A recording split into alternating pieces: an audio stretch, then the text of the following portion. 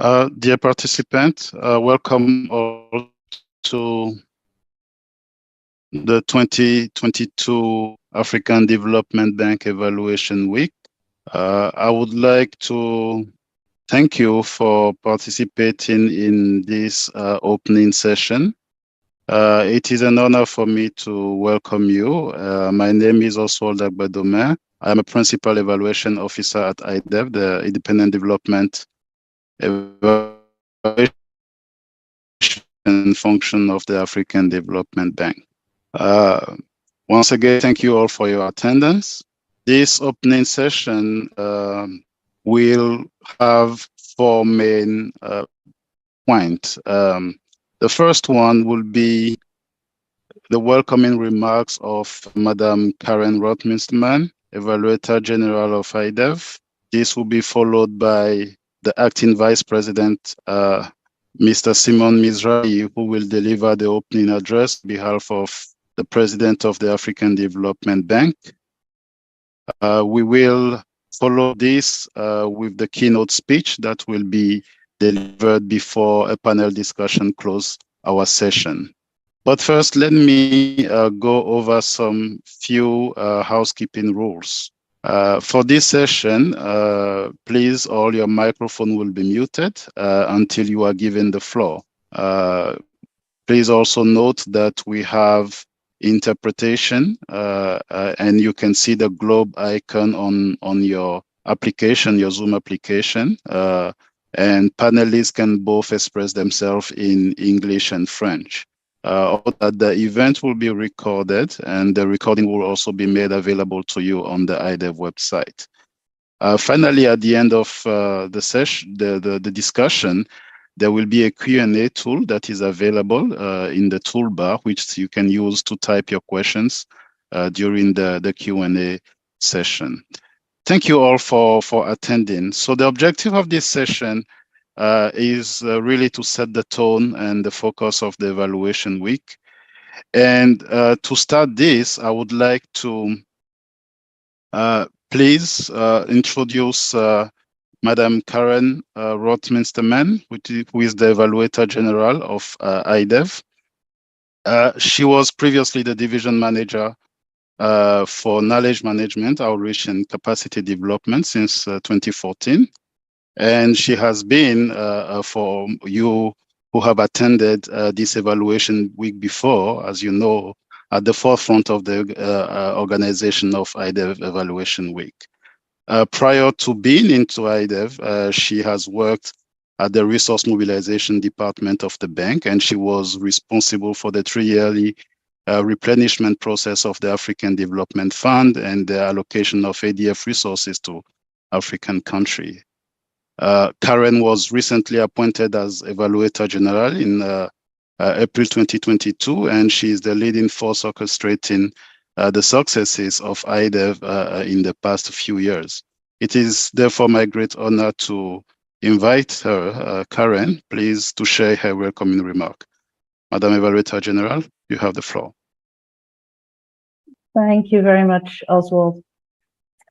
Members of the AFDB Board of Directors and Senior Management, participants from governments, parliaments, multilateral institutions, development organizations, academia, civil society, the private sector. Dear colleagues and friends, good afternoon. Today, it warms my heart to see you join us for the AFDB's Development Evaluation Week 2022.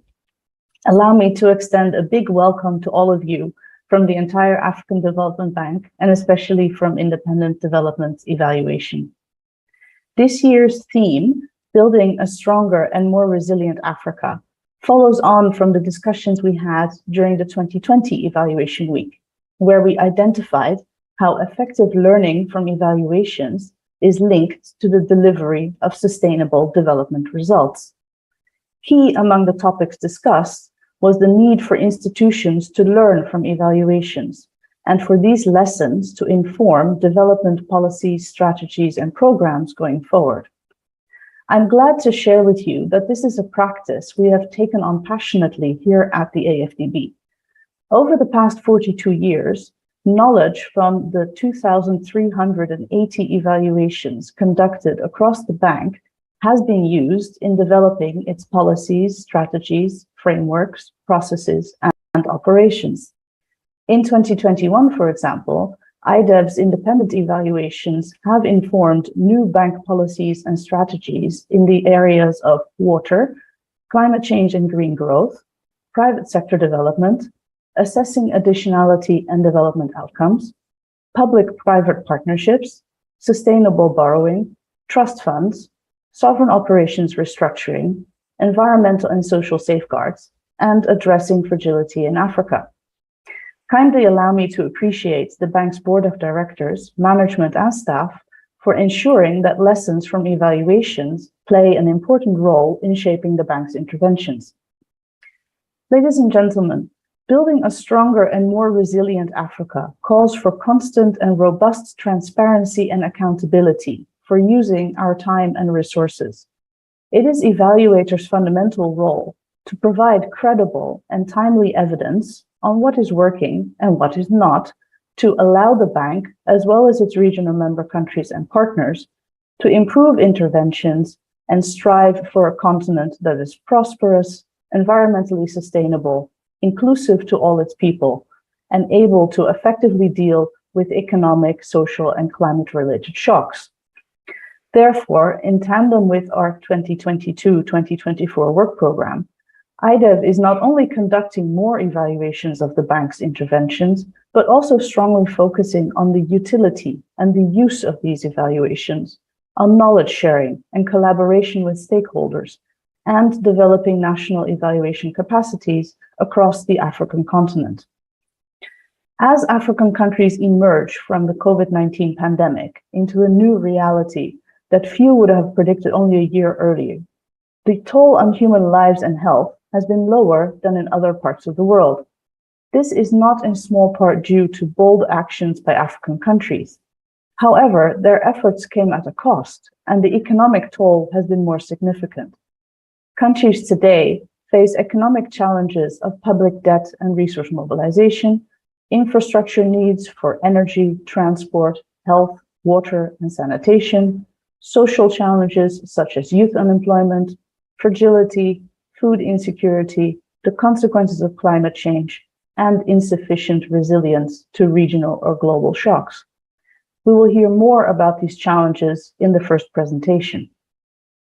Africa is thus at an important moment, at a time when the African Development Bank is developing its new 10-year strategy for 2023 to 2032. It is considering pillars such as enhancing agricultural technologies and value chains, renewable energy, productive industries and private sector investment, and regional connectivity to catalyze the crucial task of building a more resilient Africa. IDEV is ready to provide the necessary evaluative knowledge to help ensure that the African people will benefit from these investments. This evaluation week provides a unique forum through which we can harness our intellectual capital and collective knowledge and inspire honest conversations that examine where we are, where we should be, and where we want to be as a continent.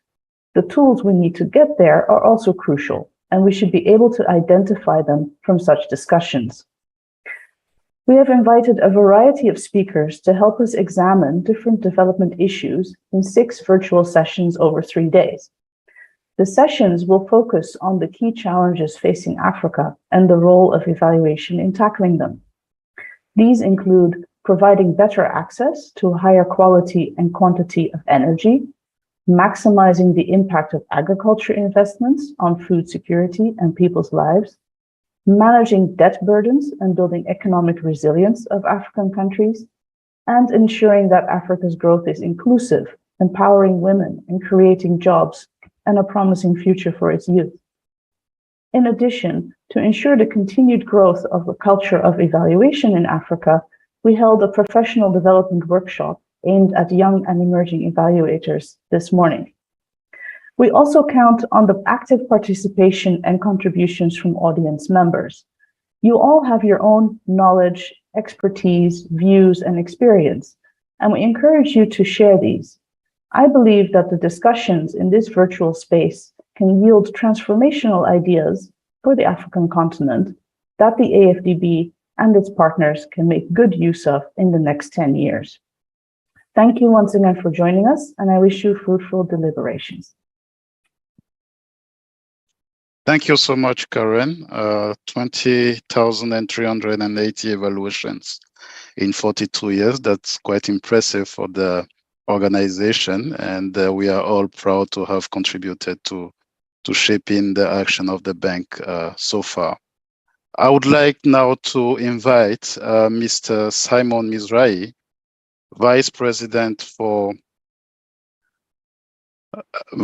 Acting Vice President for Technology and Corporate Services, to deliver his opening address on behalf of Dr. Akinwumi Adesina, President of the African Development Bank. Mr. Mizrahi. Thank you very much. Good afternoon, ladies and gentlemen. My name is Simon Mizrahi, and as has just been pointed out, I am the Acting Vice President for Technology and Corporate Services. And in just a few seconds, what I want to do is share with you a few thoughts on behalf of the President of the African Development Bank Group. President Adesina is currently on an important diplomatic mission and unfortunately was not available to open this year's Development Evaluation Week. He does send his deep felt regrets. Before I deliver the President's thoughts, I wanted to share with you what I think are some interesting insights to the way President Adesina thinks and values evaluations. And what I think you need to know about President Adesina is that he is deeply committed to independent evaluations and deeply committed to the role of the bank's independent evaluation department. And this is because, as a scientist, the President strongly believes in the value of using independent, accurate, and relevant evidence, not only to inform our understanding, but also to question it. I know for a fact that the President reads very carefully IDEV's evaluations. And the reason I know this is because the President challenges senior management every time he feels evaluations suggest that the bank is falling short of the exacting standards that the President expects from all of us. So with these few words of introduction, I'll now share a few thoughts on behalf of the President of the African Development Bank Group. Board members, honorable guests, ladies and gentlemen, thank you for joining us for this year's Development Evaluation Week, organized by the African Development Bank Group. It's always a pleasure to be with you for this important event and take part in these meaningful conversations. These are conversations that matter to the bank. They are conversations that guide our operations, policies, and strategic approaches, and help us achieve a shared vision for a prosperous, inclusive, and resilient Africa.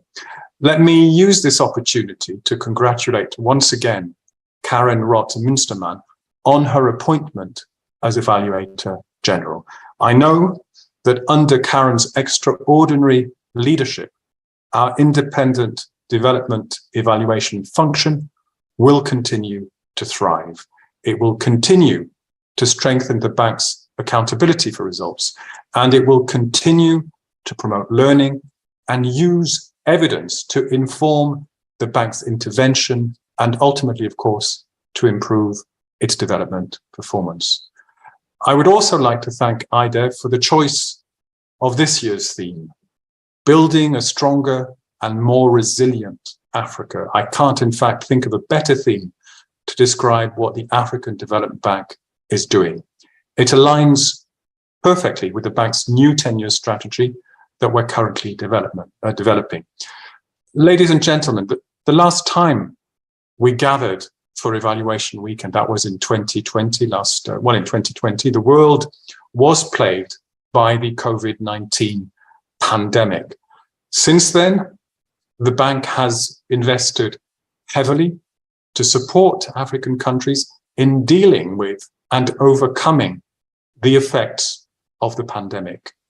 But just as we hoped that Africa was emerging from that crisis, events in Ukraine have conspired to create fresh new challenges for Africa's economies and for Africa's people. Amid these challenges, I call on you all to reimagine a picture of a resilient Africa and to reflect on how we can weather and temper the natural and man-made shocks so that their impact on our people and our economies are less devastating. The discussions that we're going to have during this three-day event will focus on areas of strategic importance to the African Development Bank. These areas, if adequately addressed, will allow the bank to contribute to meeting the objectives of the Africa Union's Agenda 2063. This requires us to build an integrated, prosperous and peaceful Africa based on inclusive growth and sustainable development. Some of the questions we will need to examine are the infrastructure gaps in Africa, particularly in the field of energy. We will also need to ask ourselves how we can maximize agricultural productivity and improve food security and nutrition. We will also talk about the increasing debt burden, which is deepening inequalities and is having a detrimental impact on social and human development, and in particular on jobs and youth.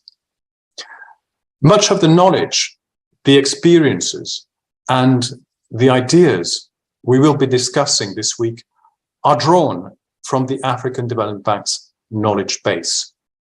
This tells me that the bank's staff have the capacity and are indeed empowered to generate the knowledge that guides our strategic priorities. Ladies and gentlemen, the decision to review and adjust our 10-year strategy to address issues of infrastructure and economic and social progress is informed by the lessons and knowledge that we have gained from our past experience. Experience of what has worked, what has not worked, and why it hasn't worked. Now, while independent evaluations play a crucial part in producing and disseminating this knowledge, all of us, colleagues and peers and partner institutions, board members, we all have an important knowledge and experience to contribute and to share. So I very much encourage you to speak up and share your perspectives, your opinions, your thoughts on how we can go about improving the work of the bank. This is why we value engagements like these, where we can all take a critical look at our approach and our position. I want to leave you now with 3 things to think about as you discuss the challenges facing the African continent and what we can do to strengthen and increase Africa's resilience. First, I think we need to learn not only from our successes, but also our failures. We have 3 days to reflect on these. The only way to learn from past experience is through objective analysis and to question our assumptions and to question our understanding. We need to better understand and disseminate the good practices that have helped us deliver high development returns on our investments. The second point, which I think is a very important point, is creating a safe space where we feel comfortable admitting failure. And this evaluation week, I think, provides us with a safe space where we can have these conversations. So please, I encourage you very much to feel free to talk openly about failures or where results have indeed fallen short of our expectations, and draw the lessons from those experiences. We learn from our mistakes That's how we improve ourselves. That's how we make ourselves accountable. And third, we each need to do our part and speak up. Evaluation Week is unique in that we can reflect, speak out, express our ideas, and share our knowledge every 2 years. This is not only your opportunity, but also, I think, your duty to do so. So please, I very much encourage you to think outside the box. I encourage you to be innovative. There are no wrong answers. This event needs to inform our thinking on how we can make a lasting change to people's lives in Africa. We all aspire to see a united and resilient Africa working together, lifting one another and boosting growth. I sincerely hope and believe that these deliberations will help inform the next 10-year strategy for the bank. It will be a strategy that supports the institution in contributing to the Africa we all want. I wish you all fruitful deliberations over the next 3 days. Thank you very much.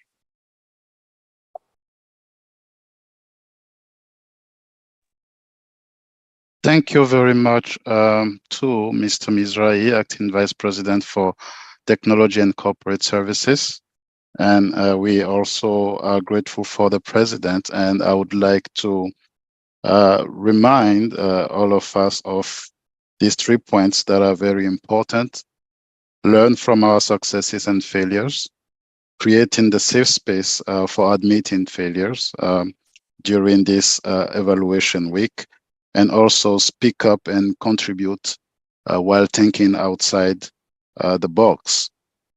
So thank you very much for this opening address. We are now moving to the main course of our event. The panel discussion that is going to take place in a moment will focus on the key challenges facing African people and the continent, and the role of evaluation in tackling them. The topic is going to be introduced by my esteemed colleague, Walter Odhiambo. From the great nation of Kenya, Walter holds a doctorate in economics from the University of Hohenheim in Germany, and a master in economics from the University of Nairobi, Kenya. After a successful career in research, he joined the bank in 2005, and successfully worked in the agriculture and agro-industry department before joining the strategy department as a chief development policy economist. He is currently a lead policy advisor in the strategy and operational policies department of the bank. Walter, thank you for your speech that you can start now. Yeah, thank you, Oswald, and good afternoon, distinguished guests. Let me, can I have the screen, Joseph? Yes, sir.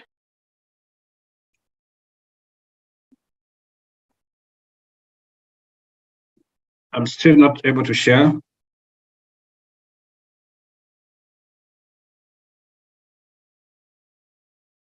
Please go ahead now. Thank you.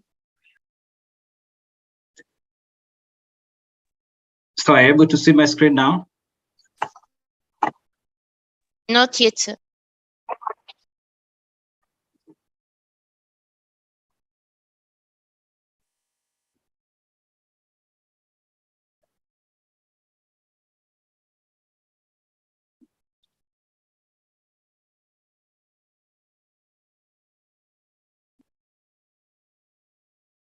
Perfect, sir. Go ahead, please. Thank you. Okay, now thank you very much, Oswald, for those very welcoming remarks. My name is Walter Odhiambo, and I'm a lead strategy advisor in the strategy and operational the department of the bank.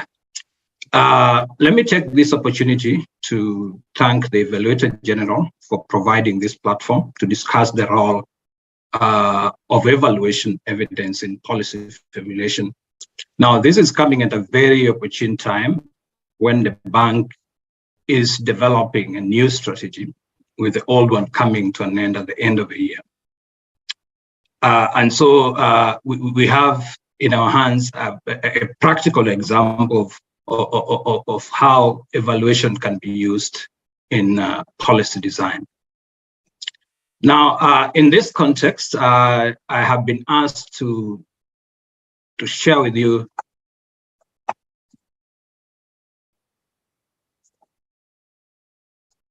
sorry, is my screen okay? Sorry. In this context, I have been asked to share some perspectives on African current development challenges, and also how the bank or the team has used evaluation evidence in developing that strategy. So my brief presentation will therefore cover the following areas. One, I'll provide some context.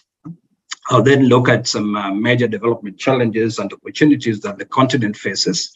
I'll also make a few words, statements on how we can take advantage of those opportunities and also address some of those challenges. And finally, I will look at how the strategy has taken on board evaluation evidence. Distinguished colleagues and participants, you will agree with me that the development discourse in Africa has been dominated by three major crises. And this is the COVID-19 crisis, the Russia-Ukraine conflict, and the climate change conflict, which have already been mentioned by the previous speakers. And you agree with me that these African countries now face not only just a health challenge, but they also face an economic challenge. And at the same time, they face a climate change challenge. So it's a really difficult time. And this is on top of the many other challenges that these countries have been facing, problems of inequality, problems of poverty, access to water, energy, and so on. So this is an extra burden that these African countries have to bear in their development discourse. Now, in terms of what has happened in the microeconomic setting, we know that because of this crisis, a lot of these countries took a beating, in the sense that growth really declined, especially in 2020. There was a slight increase, slight improvement in 2021, but thereafter there has been a decline again. And this is not just in Africa, but in other countries as well. And so it has been a difficult time. Now, we don't know how this is going to shape, to look like in the years to come, but there are those who are already predicting that a recession, some kind of a global recession is imminent going forward. So if this really comes this happens, then you will agree with me that it's going to be more difficult for these African countries to really cope. Now, because of the Ukraine crisis, or the Ukraine conflict, prices in most of these countries has gone. They've come under increasing inflationary pressure. And so inflation has been rising very, very fast in these countries, with in certain countries reaching up to 500%, the 300 in places like Zimbabwe and Sudan. So it's really a difficult challenge for these countries. Now, because of the inflationary pressure, and then because of the COVID crisis, gross financing for these countries has become a big challenge, has increased. And as a result, debt burdens have gone up. So these countries, because of the need to finance themselves out of this crisis, they've been resorting to a lot of borrowing. But I think it's important to mention here that this didn't just start with the COVID crisis. Deaths were already rising even before COVID. And so I think the crisis has just made the situation a little worse. And so as we speak, around 23 countries are either facing debt distress or are in moderate levels of debt distress. So it's really a problem for these countries. Now, overall, in our own assessment, we find that many of these countries are now very, very vulnerable. In one of the analyses that we have done, we found that the economic vulnerability of these countries has increased because of the crisis and the other things that we've just mentioned, but also the physical vulnerability of these countries have increased, so that in 2022, the indices is up to 53, 60% of that. So physical vulnerability is largely because of climate change and other physical constraints that these countries face. But in addition to those vulnerabilities, of course, we still have huge investment gaps in critical sectors. And you heard from the statement of the president, identify a number of sectors which are really where investment is really required. In agriculture, for example, there's really need to provide infrastructure to increase agricultural productivity because the productivity in those sectors are low. In energy, there's a lot of there's need for providing reliable and also in the social sectors to do with issues of jobs and youth and so on. So the investment gaps for infrastructure in critical sectors remain a challenge in many of these countries. Now, as mentioned, I think climate change continues to be a big problem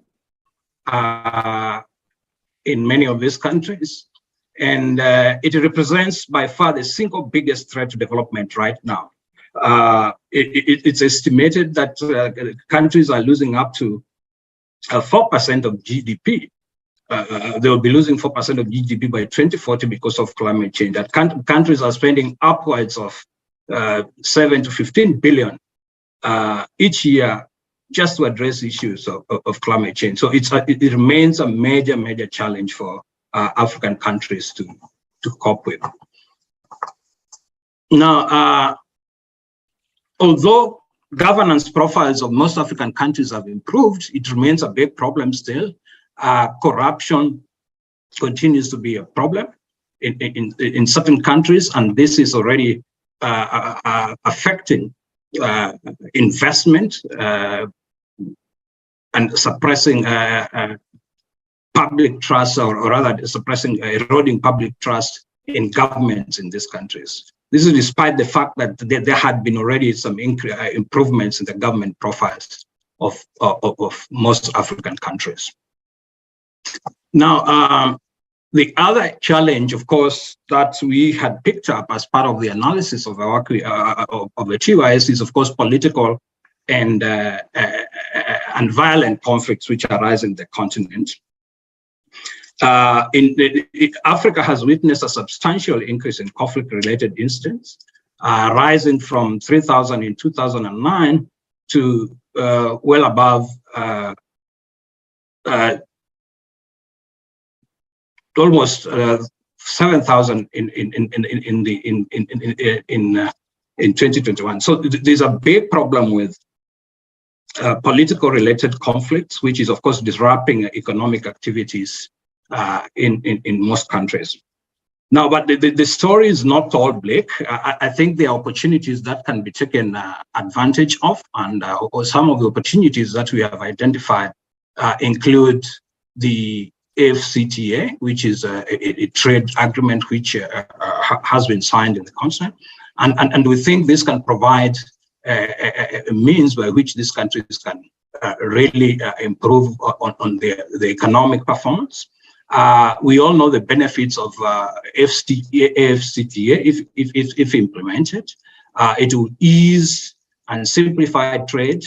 It's likely to diversify trade from commodity dependence, in the sense that people will now, countries will now try to produce different commodities rather than the single commodities. It's likely to drive industrialization and more importantly, to facilitate transition to digital economy. So this is one area where there's some hope if, in fact, this is taken advantage of.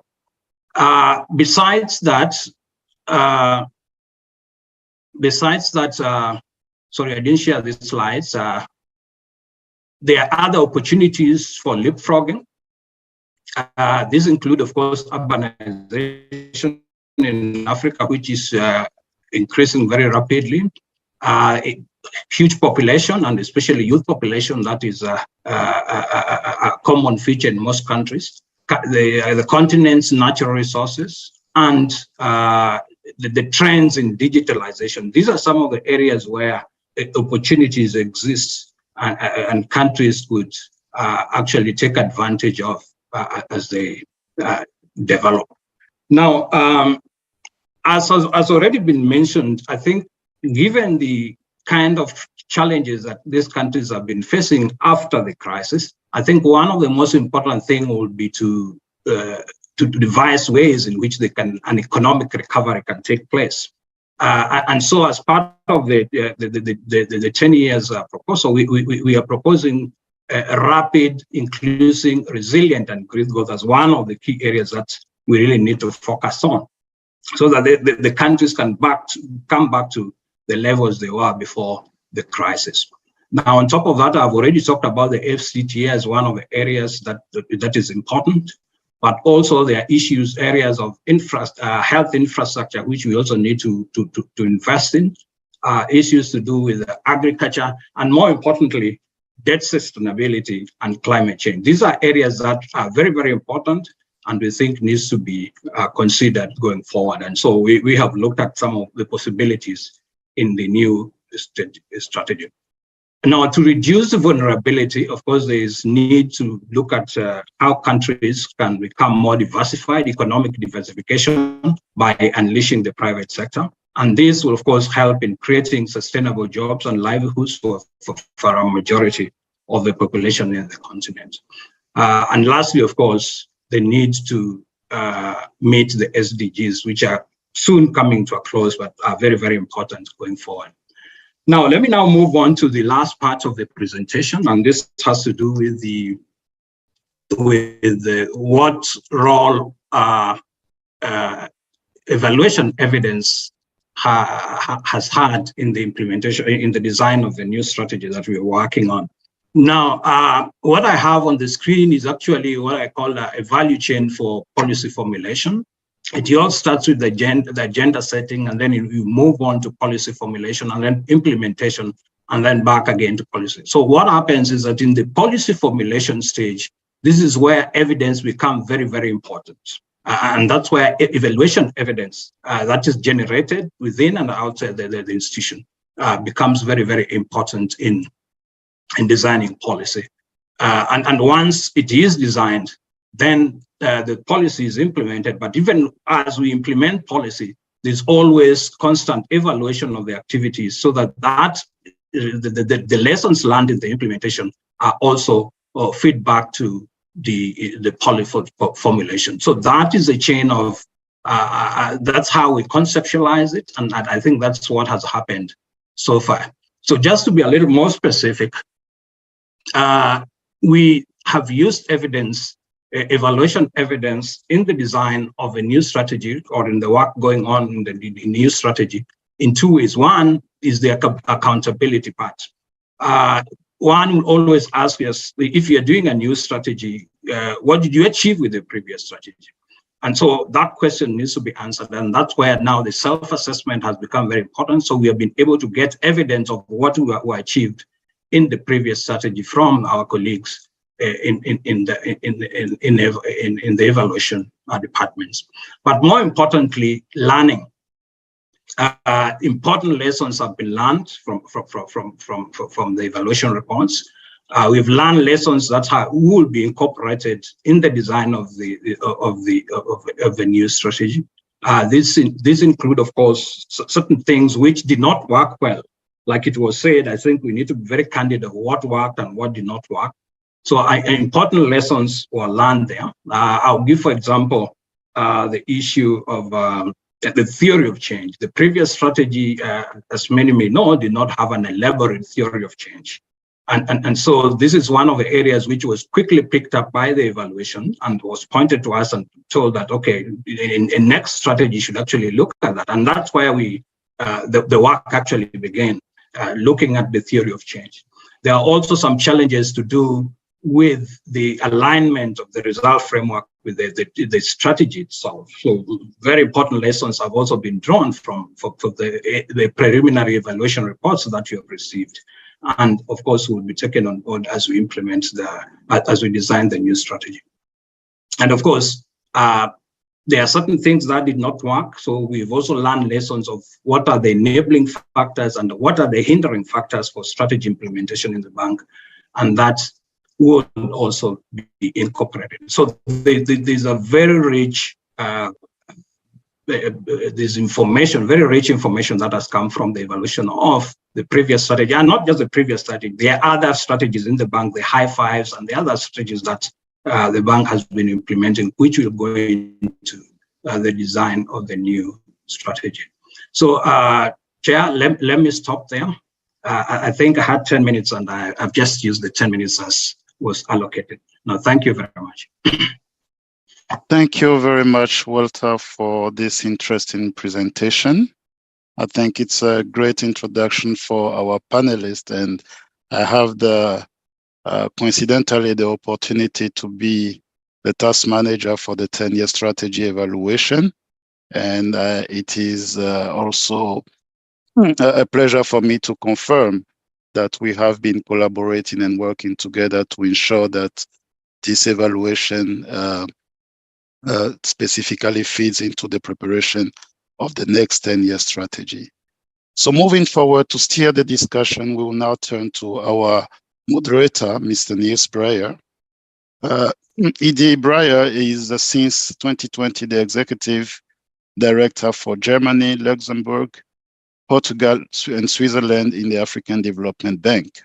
He has a very strong knowledge of development issues of Africa, for having collaborated throughout his career with the African Development Bank as well as other multilateral development banks. His solid ground experience was also gained working in countries such as Somalia, Mozambique, and recently in Nigeria, where he led the German support program for the ECOWAS Commission. A great part of his career, he worked in the Ministry of Economic Cooperation of the federal government of Germany as head of division for West and Central Africa, but also coordinator to the G8 Africa personal representative to the federal chancellor. He was also the deputy director that negotiated the 2030 agenda for sustainable development on behalf of the German federal government. E.D. Breyer has a background in banking with a master in economics, but also a postgraduate in development policy and economics. I think he's therefore very well placed by his experience and position to help us navigate through the current subject and with the support of our panelists. E.D. Breyer, you have the floor. Thank you very much, Oswald, and a warm welcome from my side to everybody here, our distinguished panelists, our guests, and of course, all colleagues from the African Development Bank. Let me maybe start by first introducing the panel and then afterwards giving them some guidance. And I would like to start with our honorable member of parliament from the Republic of Benin, Honorable Jeremy Adomaho. He is a member of the National Assembly of Benin. He is the chairperson of the African Parliamentarians Network on Development Evaluation. He is a rural equipment engineer by training and an expert in water and sanitation. And as a member of parliament, He held many positions. Notably, he was member of the Planning, Equipment and Production Commission. He was a coordinator of the network of the Beninois parliamentarians for climate, environment and sustainable development. He was the rapporteur for the network of Beninois parliamentarians for water and sanitation. He served previously as a vice president of the network of Beninois members of parliament for water and sanitation, and also as a coordinator of the UPNODE national chapter in Benin, as a member of that executive committee from 2017 to 2019. So I think we would be glad if we had more members of parliament everywhere in the world with such a strong development background. And I would like to give you a very warm welcome, and we are happy that you are with us, Honorable Deputy. We have also on the panel Mrs. Fatima Zuma. She is the Executive Director of the Center for International Development at the Harvard University. I think one of the most renowned development institutes in the world. Zuma has a distinguished career in the US government, including appointments as the Vice President of Compact Operations at the US Millennium Challenge Corporation. She was Deputy Assistant Secretary for Southern and Central Asia at the US Department of State, and a senior professional staff member on the US Senate Foreign Relations Committee. She also worked in civil society at Oxfam America and the American Civil Liberties Union. And in 2021, she published her debut book, The Development Diplomat, Working Across Borders, Boardrooms, and Bureaucracies to End Poverty. Zuma graduated with an MPA from Princeton University School of Public and International Affairs and a BA in government from Cornell University. She received an honorary doctorate from the Middlesbrough Institute of International Studies at Monterey. A warm welcome to you, Zuma, as well, and thank you very much that you found the time to enrich our discussion. We have also with us Mr. Nahura Yeo, who holds from Côte d'Ivoire. He holds a PhD from the collaborative PhD program of the African Economic Research Consortium in partnership with African universities, including the University of Abidjan.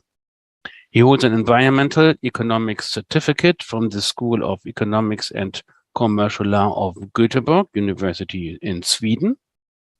Since 2008, he teaches economics and holds positions of responsibility in public and private universities in Côte d'Ivoire.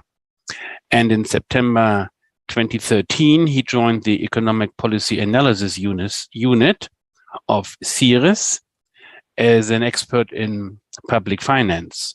For more than 3 years, he contributed to the influence of the unit and its strategic positioning at the national and international levels through research and capacity building activities. And since February 2017, he has held the position of Director of Cabinet of the Minister of Planning and Development in Côte d'Ivoire. In this capacity, he coordinates the activities of the ministerial department and oversees the implementation of numerous projects. In 2020, he received the distinction of Commander in the Order of Merit of the Public Service of the Republic of the Côte d'Ivoire. Monsieur Yeo, also a warm welcome to you, and we are happy that a representative of our host country is also enriching our discussion. And last but not least, we have Walter Odhiambo, and I think, as he was already introduced by Oswald, I think with your permission, Walter, I just say that You are a long-serving member of the African Development Bank, but you had a strong background research and scientific career in Kenya. But also, I'm happy to learn that you have a PhD from the University Hohenheim of my country of birth, Germany. So, panelists, I think we will have a very interesting discussion. And as we learned from the presentation and also from the introductory remarks by President Adesina, that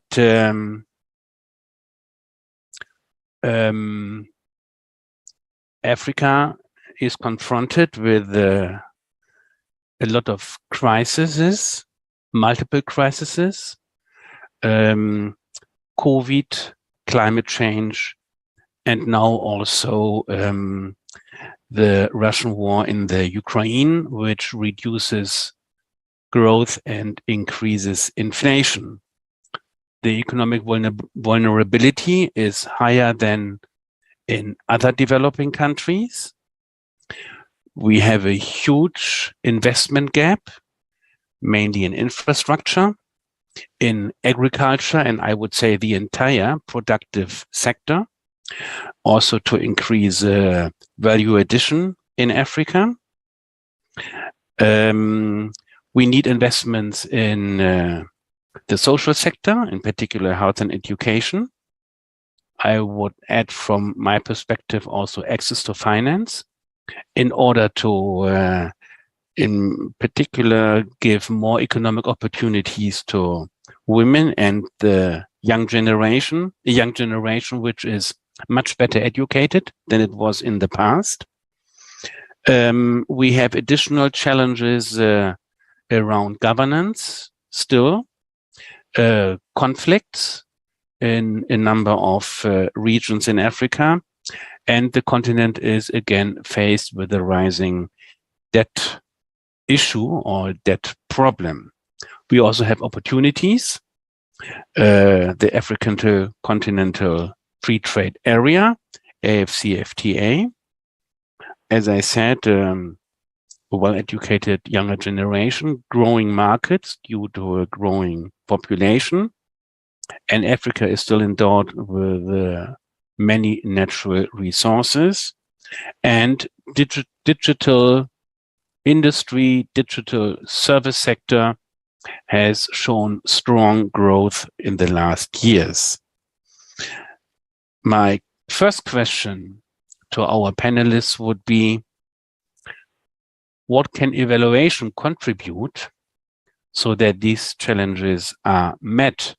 And in particular, I would like to ask you, I mean, as we are now looking back to some decades of evaluation, where maybe evaluation needs to become more effective, maybe more influential, what kind of maybe governance changes in development organizations do we need so that these findings of evaluation are better entering into national strategies and practical politics. And I would like to invite the Honorable Jeremy Adumahu maybe to take the floor first. Over to you.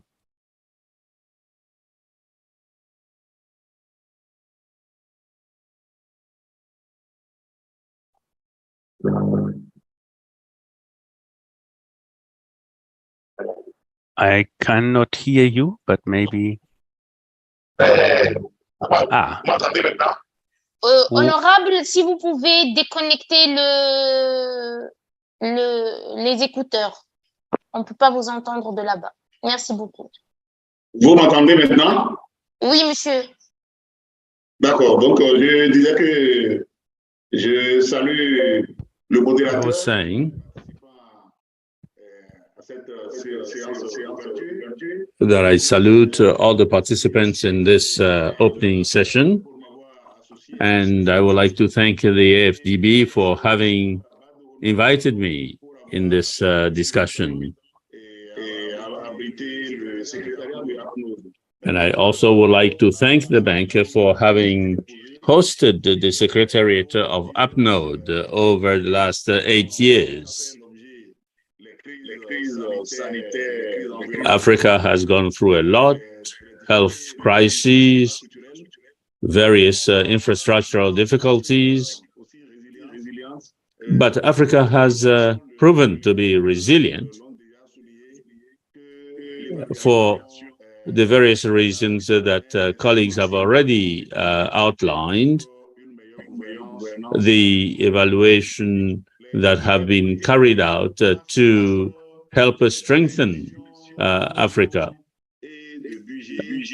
We have been working on defining the various budgets and actions to help in the African in the actions of Africa, but we are still lagging behind in terms of decision making, and this is what the bank must press on with all of our leaders, so that public policy becomes a priority in decision making.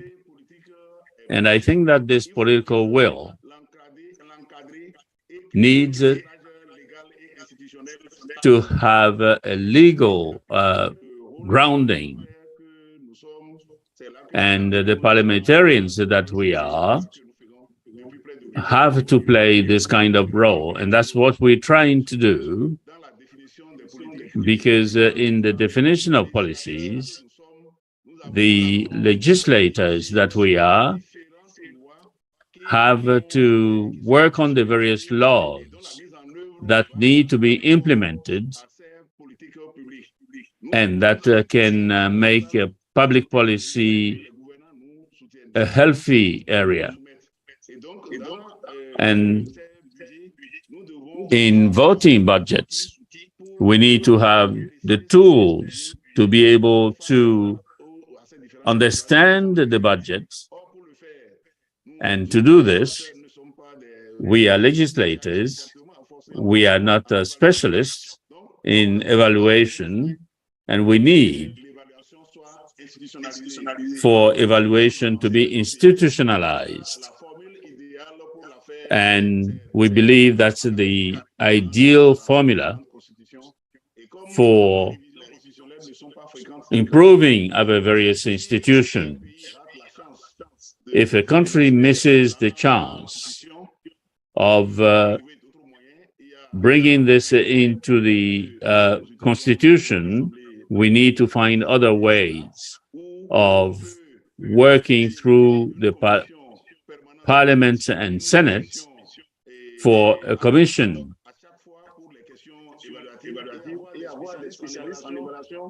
to help with specialists in evaluation. And we need, in addition to this, to have a law on evaluation so that all the sectors of government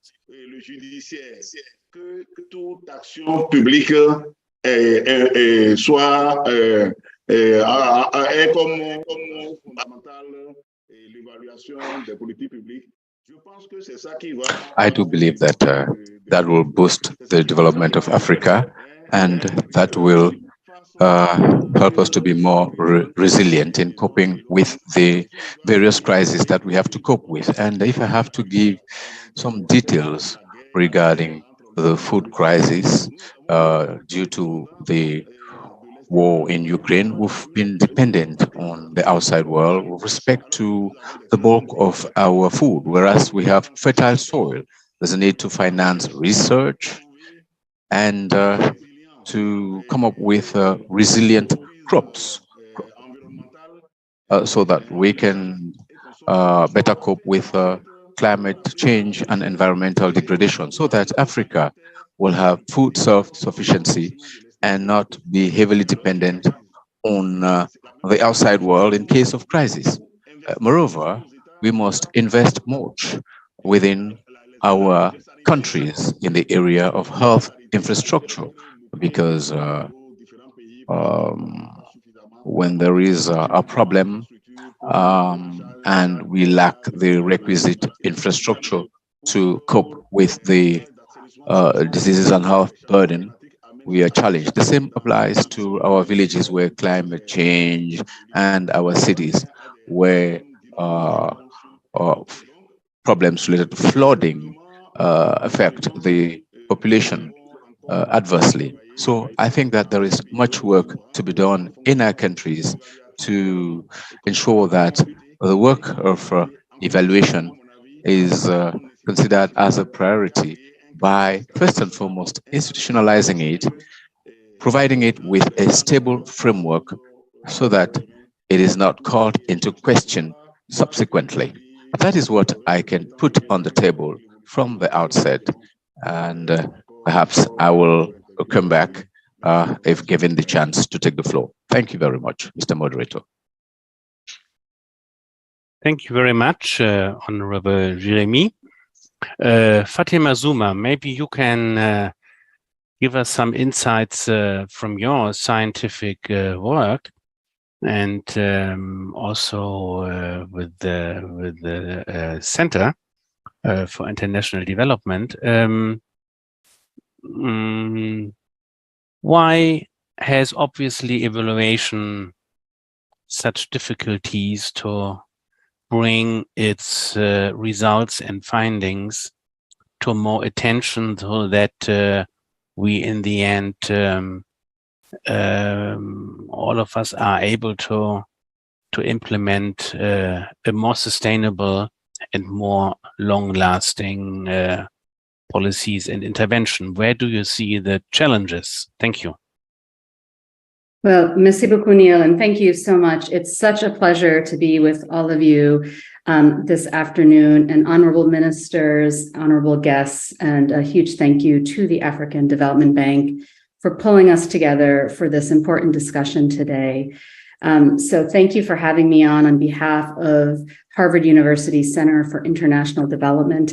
You know, Niels, I'm really struck by your framing of your question because, I'm someone that has been straddling the policy and the evaluation spaces throughout my development career. And coming here to the Center for International Development at Harvard has been such an honor and privilege, because it is a center that is really bridging this very important gap that we see that plays out for many of our institutions and policymaking spaces throughout Africa, but certainly throughout the world. So the Center for International Development is based at Harvard University. We're here in Cambridge, Massachusetts, and we really seek to solve the most pressing development challenges of the day by bridging the academic expertise with practitioner expertise. And we work with over 120 plus faculty throughout Harvard and beyond, our research programs, faculty fellows, and we really bridge that with practitioner work with policymakers in the field to help really make some of these linkages. So Niels, let me answer your question in a couple of concrete ways. First, I think what we have seen at CID is that having a theory of change, having a planned approach to confront a policy challenge, it's not enough, right? We can have ideas and theories about why we have current policy failures, but oftentimes our theories are ambiguous in its actual predictions, or we don't get the theory right the first time around. So the first shift that I think we need to start seeing, and that we're really pushing from CID, is valuing the knowledge base that we can get from evidence and approaching the theory to help us frame the problem and consider the trade-offs. Evidence in particular, whether that's new evaluations, research data, or administrative data, this is so important in how information can then actually be used for policymakers in making the decisions.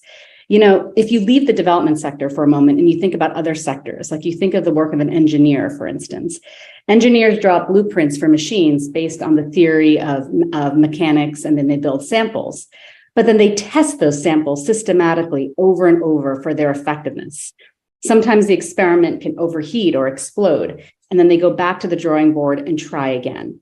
And it's an iterative process of learning. And I think it's that culture of first valuing knowledge and valuing evidence and bringing that to the forefront that would be a big shift in how we can use evidence in much more effective ways. At CID, we work with over 120 plus faculty who are working with cutting edge research with exactly this in mind. And we believe evaluation and their application and policy decision-making can be the crux of AFDB's new strategy. And congratulations, Niels, and to the entire team for the work you're doing on that strategy.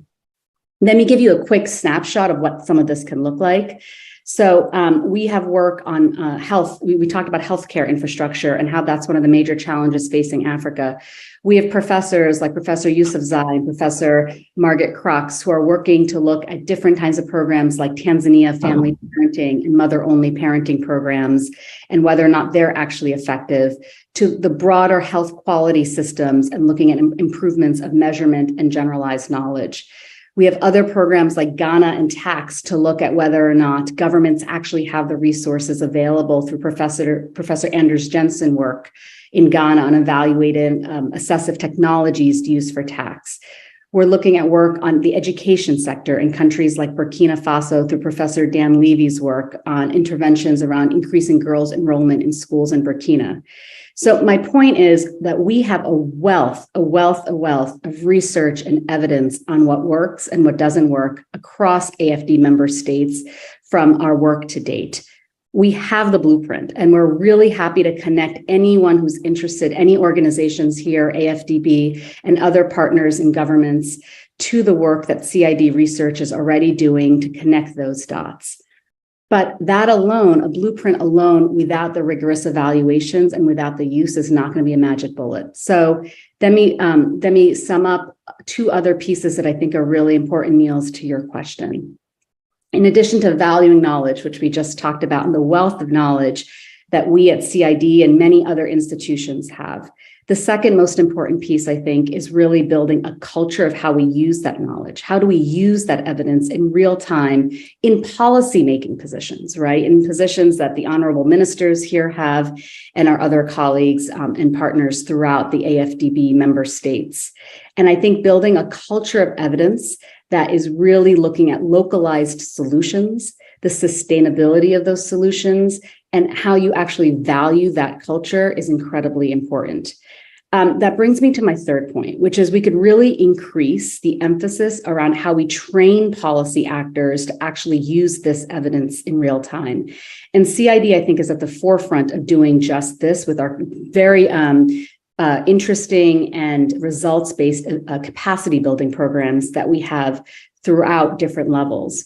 We look to train policy actors to actually how they can use this evidence in their decision-making through programs like our Be Cure program, which is building capacity to use research evidence, our Building State Capability program, where we help public organizations implement policies and programs through iterative adaptation.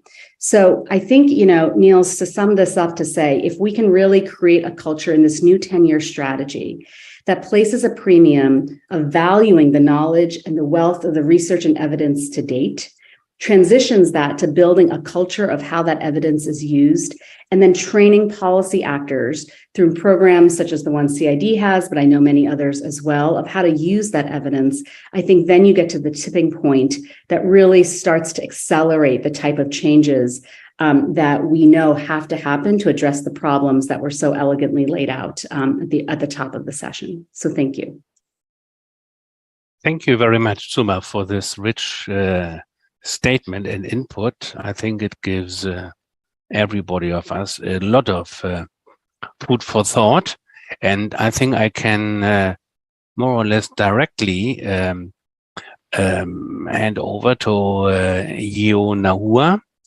I mean, you are an academic, but you are also an important part, I would say, from Ivorian politics and how to manage, in particular, development and economic policy.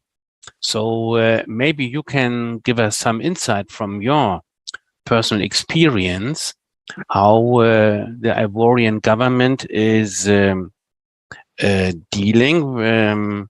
How are you valuing knowledge in evidence?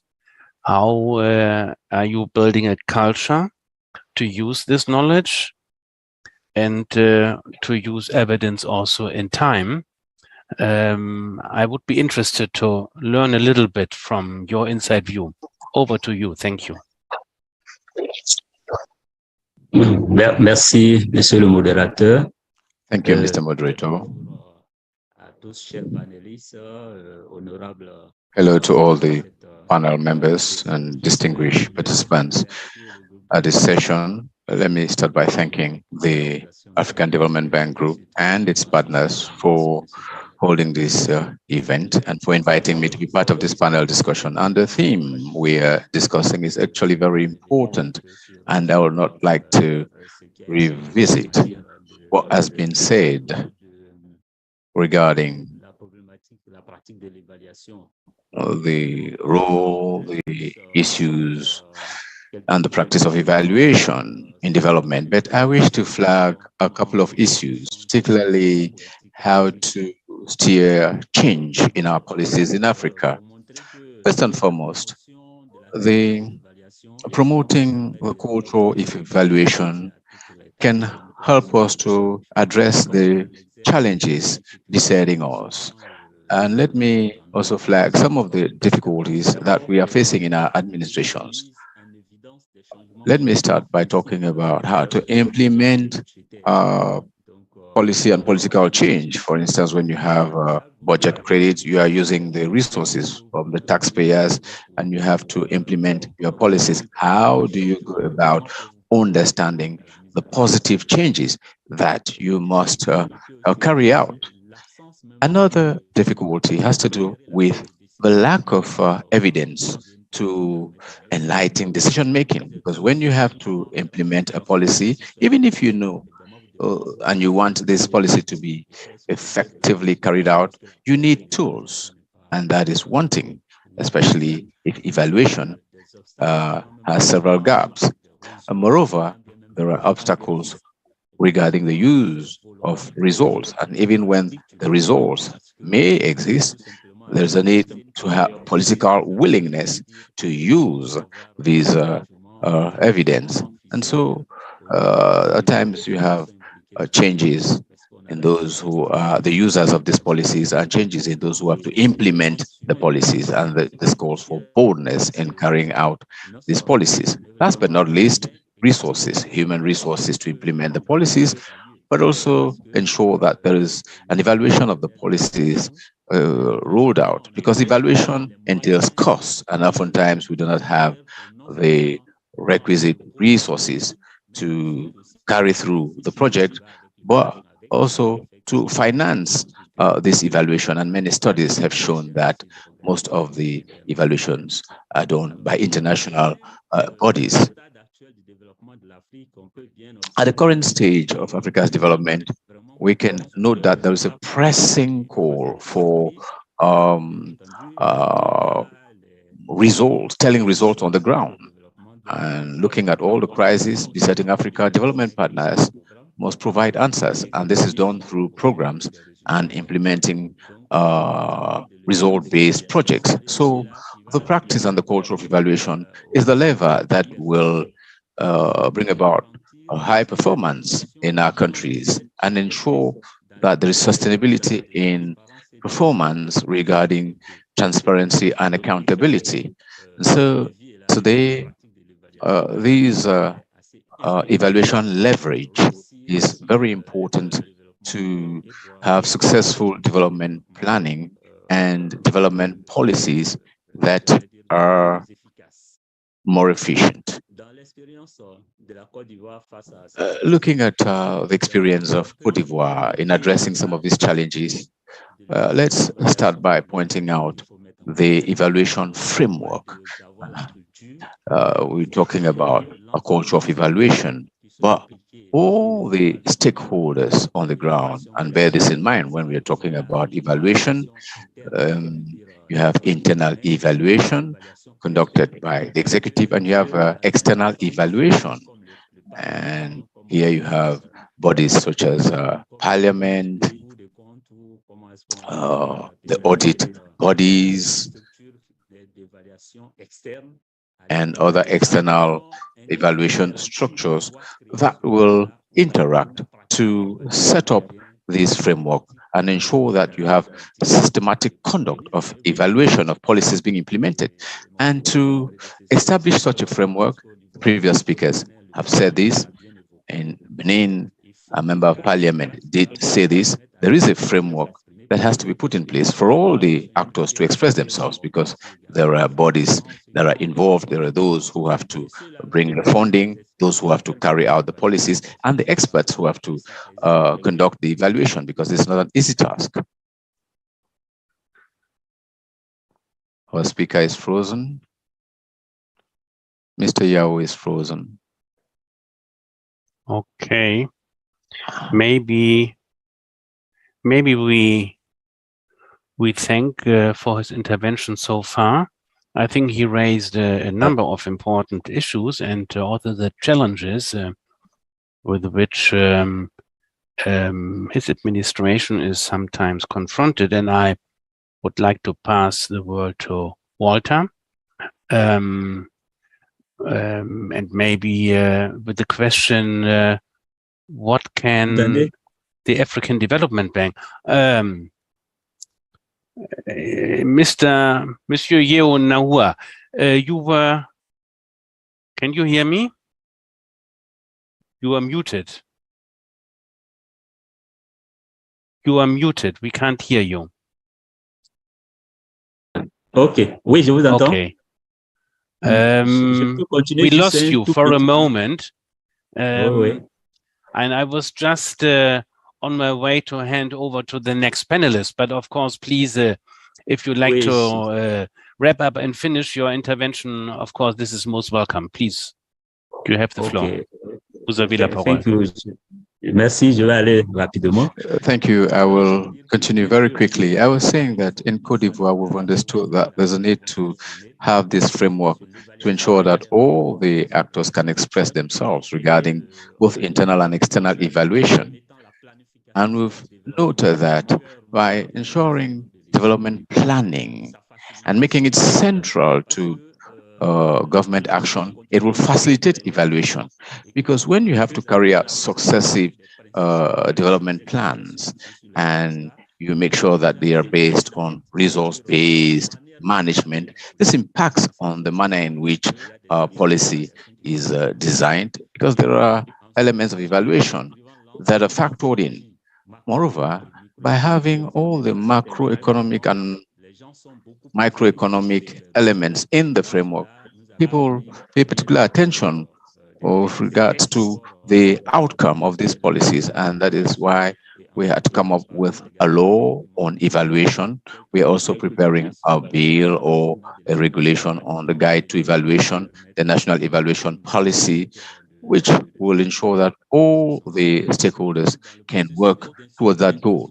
So as part of the institutionalizing evaluation, Côte d'Ivoire is making giant strides forward. We have drawn some lessons, namely that all the stakeholders should be part and parcel of this exercise. And as I said earlier on, how do we go about evaluating a policy, ensuring that there is buy-in with regard to the results, and the results are the reference for building a policies. This calls for inclusiveness. All the stakeholders have to be involved by ensuring that everybody is part and parcel of the policy making and the setting up of the institutional framework. So I will stop at this juncture and say that we have a problem with having a framework that gets experts to do this work will provide adequate results. Thank you. I'll wait for the questions. Mr. Moderator, over. Thank you very much.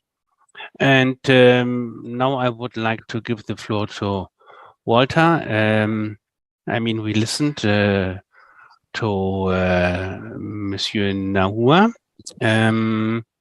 He raised a number of relevant issues and also challenges. My question is, how can the African Development Bank support regional member countries? And what can maybe the bank better offer than other partners? Over to you. Yeah, no, thank you very much for that question. Let me first make some comments on your earlier question on the importance of evaluation evidence. Like I indicated in my presentation, from the perspective of an institution like the African Development Bank, the whole purpose of evaluation is to understand the outcomes of our interventions and also to learn lessons for the future. Like it was indicated in the president's statement, we need really to learn from our successes and from our failures. So that's very important. Now, luckily for the institution like the bank, there's a tradition of using this kind of evidence in some of the work that we do. So we have a strong evaluation function in the bank, and that helps quite a bit in coming up with the interventions that we undertake in different countries. But that might not be the case in other, let's say, in our countries, in our regional member countries, where that capacity to be able to generate evidence, the capacity to be able to use that evidence in this kind of things might not be there. And so I think then the bank has a role to really assist some of these countries to be able to strengthen their capacity to use evidence in policy formulation.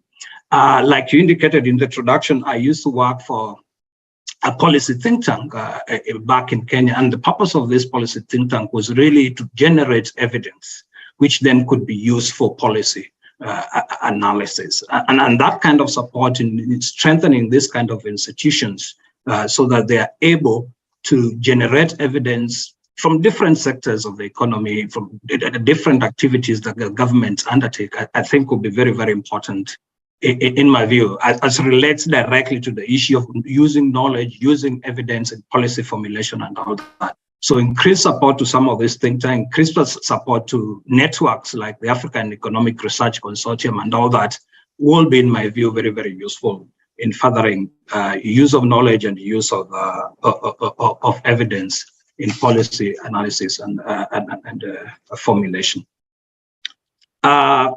I'm not sure you wanted me to comment on what the bank needs to concretely do in other areas of development. Like I said, I think the continent already faces quite a number of challenges, and there's a lot that can be done. There are challenges to do with infrastructure, which the bank has been doing over the years, and I think the bank needs to do that a little more. But I think right now the elephant in the room, in my own view, is the issue to do with climate change, which the bank really needs to help African countries to do that. And the focus, in my view, should be on issues of adaptation. So we really need to go big in adaptation investments so that we are able to support countries to overcome the challenges that they are facing in the area of climate change. And already the bank has a number of programs. I have in mind, for example, the African Accelerated Program for Climate Adaptation, which can actually assist countries to deal with the challenge of climate change. Now, other areas, of course, like debt is important, is a big thing. And I think the bank is already doing a lot and needs to do much more to be able to support capacity for debt management in some of these countries in terms of being able to manage their debt more prudently. Besides, of course, being a source of concessional debts, I think the bank can do much more than that. So there, let me stop there and see if you have any further questions. But there are quite a number of other areas that the bank could intervene in. Thank you. Thank you very much. Maybe for a second round, I would like to start with Suma. Do you have any, I mean, we listen to the challenges right now and what needs to be done. Do you have any evidence from your scientific work, any comparative evidence if other continents are using evaluation evidence in a different way, maybe in a more productive way, or is Africa, where I believe we have a strong culture of evaluation, is Africa maybe ahead of others because traditionally we are living in quite open societies, and as Naua pointed out, involvement of all stakeholders is always very key. So if you have any such evidence, maybe you can share with us, and then we can maybe draw some further lessons for our discussion. Thank you. Well, thanks, Niels. And Walter, thank you also for both the opening remarks and that frame at the end. I mean, you know, I think the way I would answer this question is that both in Africa and certainly in other parts, whether Latin America, Asia, and you know, globally, there is a wealth of knowledge that is being generated and has been generated, as you said, and I think during earlier in the session, that has been generated for decades. And so the knowledge does exist, and new knowledge and cutting edge knowledge. I cited some of it earlier from some of our Harvard faculty, certainly has the capacity to help really give us the blueprint and the frameworks to think differently around choices we make in program design and implementation and the policy choices we make. I think where, you know, Niels, it'd be interesting to think about is how the culture of knowledge can be used by AFDB member states in Africa, and how maybe that has been used in other places, right? And it's hard to aggregate across continents. I'm a little bit loath to do that because it's hard to just make these blanket comparisons continent to continent. But certainly if you look at other countries and you look, Professor Asim Koja, for instance, who's the faculty director at Center for International Development, he has been leading a body of research that's very cutting edge on the education sector in places like Pakistan. And his ability to tie the research side to how that is actually being used by education policymakers throughout the government, with also multilateral institutions, aid agencies, and others, to inoculate a culture of use are, I think, the kinds of examples that we want to consider in applying localized solutions to the challenges facing AFDB member states. I want to emphasize that, you know, there is no silver bullet, and there is not one solution we know that's going to solve a problem. Niger is going to be very, very different than the problems in Ghana or the problems in Kenya in what they are facing. Certainly even Benin and Cote d'Ivoire, while you have many common challenges, there's going to be a lot of differences in application. So I think it's around how do you strengthen the muscle of the political usage of evidence in decision-making is something to think about. And I think you've seen successes and failures across the world in this, so it's hard for me to generalize right now, and I would hate to do that without using evidence to make that kind of declarative statement. But I know we've certainly seen places that have been able to jumpstart their economies, help really push middle-class growth and much more inclusive and sustainable growth, are sectors across the board, both government, but also private sector actors who are very, very important in the infrastructure and the social service delivery that needs to come, that are able to incorporate that both from within their countries, but also using comparative data in relative sectors from other countries and other continents as well.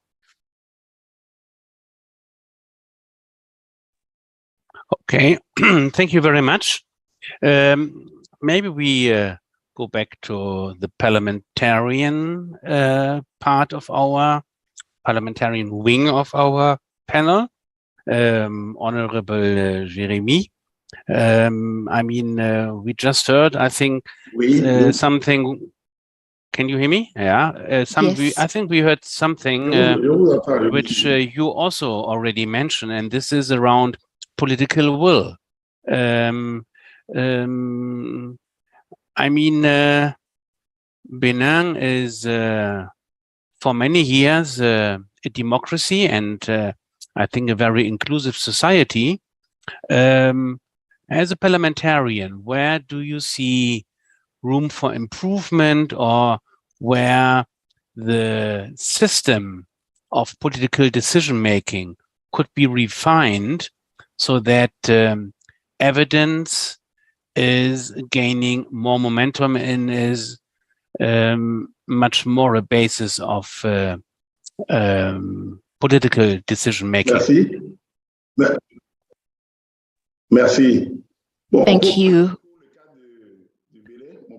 For the case of Benin, my country, I'll briefly explain that the executive is well in advance.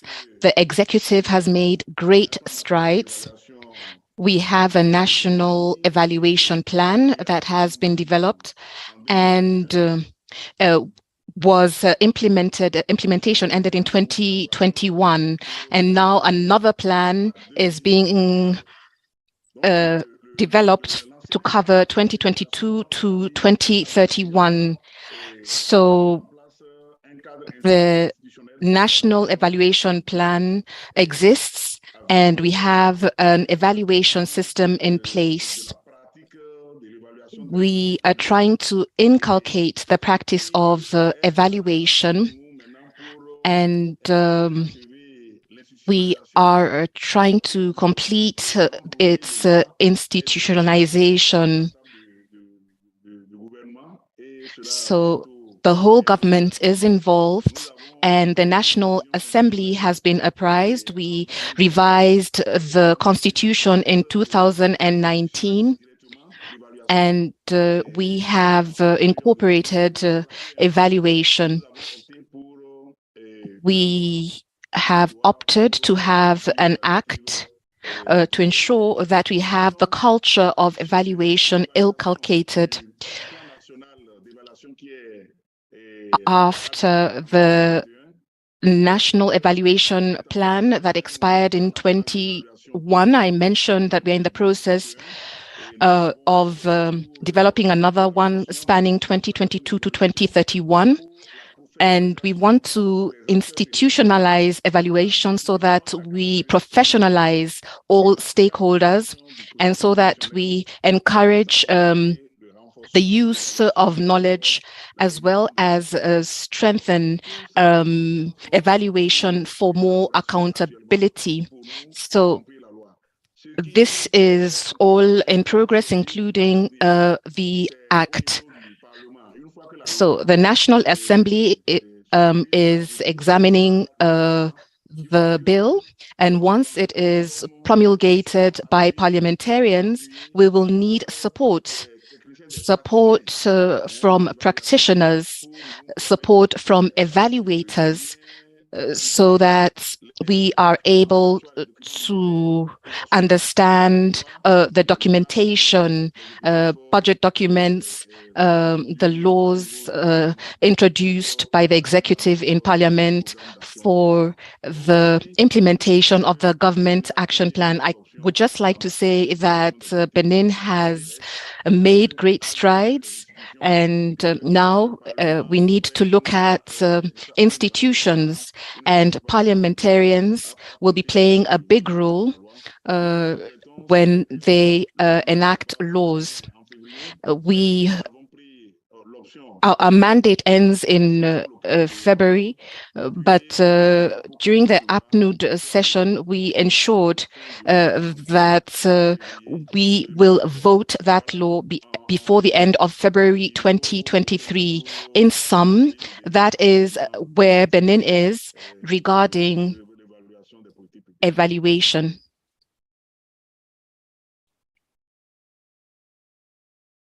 Okay, merci beaucoup. Thank you very much. I would like to hand over again to Yeo Nahua, and maybe asking him what the Ivorian government in particular does to institutionalize evaluation. And I'm also referring to maybe the first question which is coming in, which is exactly covering this issue. Institutionalization of evaluation is coming up as a key theme, as the input from George Shiduva. How can the institutionalization and professionalization of evaluation be accelerated in Africa? Does institutionalization of evaluation mean the same thing to member countries? How can the use and generation of evidence be promoted in member countries? What role should the bank, AU, and other partners play? Over to you, Yeo. Merci, Monsieur le modérateur. Thank you, Mr. Moderator. I do not know whether I'll recall all the questions you've asked, but I'll try to talk about what Côte d'Ivoire has done specifically to institutionalize evaluation.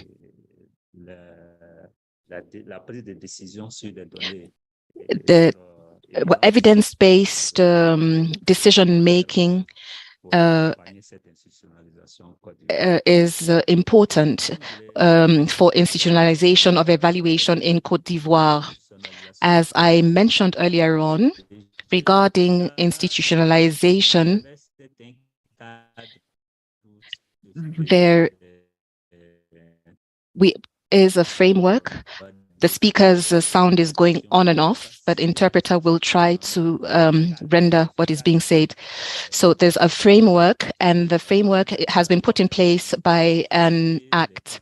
And before we even developed the act, we tried to build the capacities of all control institutions, internal control, and other institutions. Internal control covers ongoing programs, and that is the first analysis of programs and policy evaluation.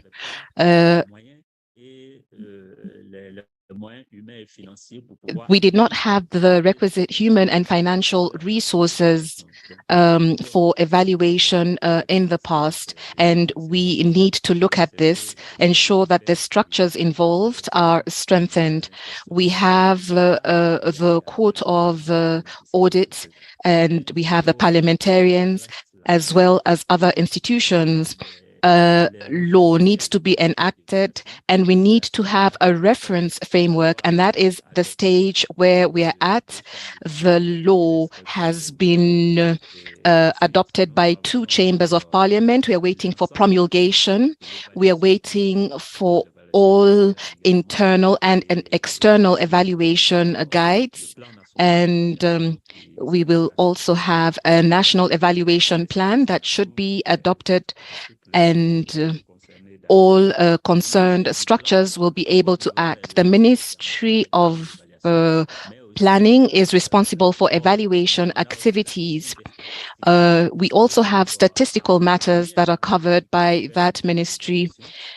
So we need to have disaggregated data for evaluation purposes. We are trying to reform the statistical sector so that we have regular data being provided, and so that we are able to implement our policy. We conducted a demographic survey, a population census, and all these surveys are being conducted so that we have the requisite data. And in addition to this, we've noted that many structures, be they private or public structures, require capacity building. Recently, there's a foundation that gave training to persons in academia. So if the stakeholders have the necessary tools, and if we have the reference frameworks in place, we'll be able to move faster on. And if we have the necessary data, of course, or evidence, then we will get concrete results in the area of evaluation. As I mentioned earlier on, we need resources, technical and financial resources. Human resources also need to be developed. We need support from our partners. When you design an infrastructure project, for example, generally speaking, if you got the chance to be funded by a partner, in addition to the infrastructure project, you have the road and all the services that are linked to the construction of the road. For example, electricity. If you have a high tension line, or if you do not have electricity supplied to the households nearby, then that is a challenge. So the infrastructure project would be one thing, but there are subcomponents that you also need to take into account. And you need to mobilize resources for implementation, and you also need to mobilize resources for evaluation. So resources are the sinew of this war, and we need to determine the responsibility of partners in our national evaluation policies. And we also need to concretely ask partners what we want in the area of capacity building. And when we need to conduct studies in the sector, social sectors, support is needed. We need to be able to jointly evaluate the projects as well as look at the design of the said projects. I'd like to stop there, sir. Okay, thank you very much. There are a number of questions coming in, so I would like to invite all panelists to be as brief and crisp as possible. I think we have now 25 minutes left, so I think the more questions we can discuss, the more lively will be our discussion. And I would like to I have a question for you, Honorable Jeremy, from a former colleague of you, a former parliamentarian of the Republic of Niger, Gadou Bourema. He came up with an interesting question asking if parliamentarians will be equipped to use the evaluation criteria for the implementation of parliamentary functions. Then everybody would be able to change not only the design of public policy, but also during the implementation. Do you share this view? So also to apply evaluation criteria on the parliamentarian work. This is how I understand the question.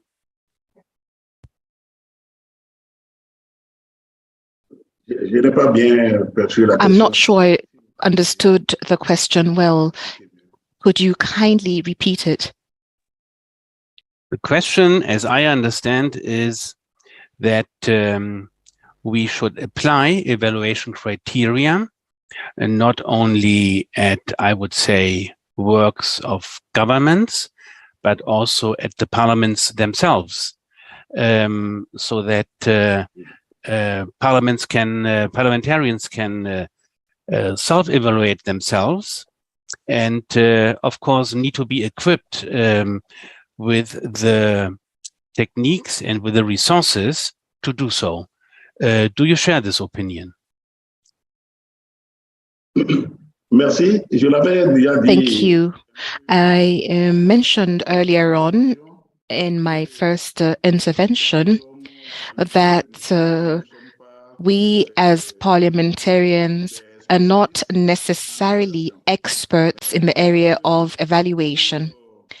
And to boost development, to ensure that there's quality public service delivered, and given the role played by parliamentarians and specifically the enacting of laws, we need to look at the budget allocated to the implementation of government policies. As politicians, as parliamentarians, we need the support of experts. We need evaluators, experienced evaluators to support parliamentarians. But before that, parliamentarians need their capacities strengthened to adopt a law, to understand a policy. We need to really understand what it involves, even though we are not experts in that field. We need to have the minimum of evaluation skills.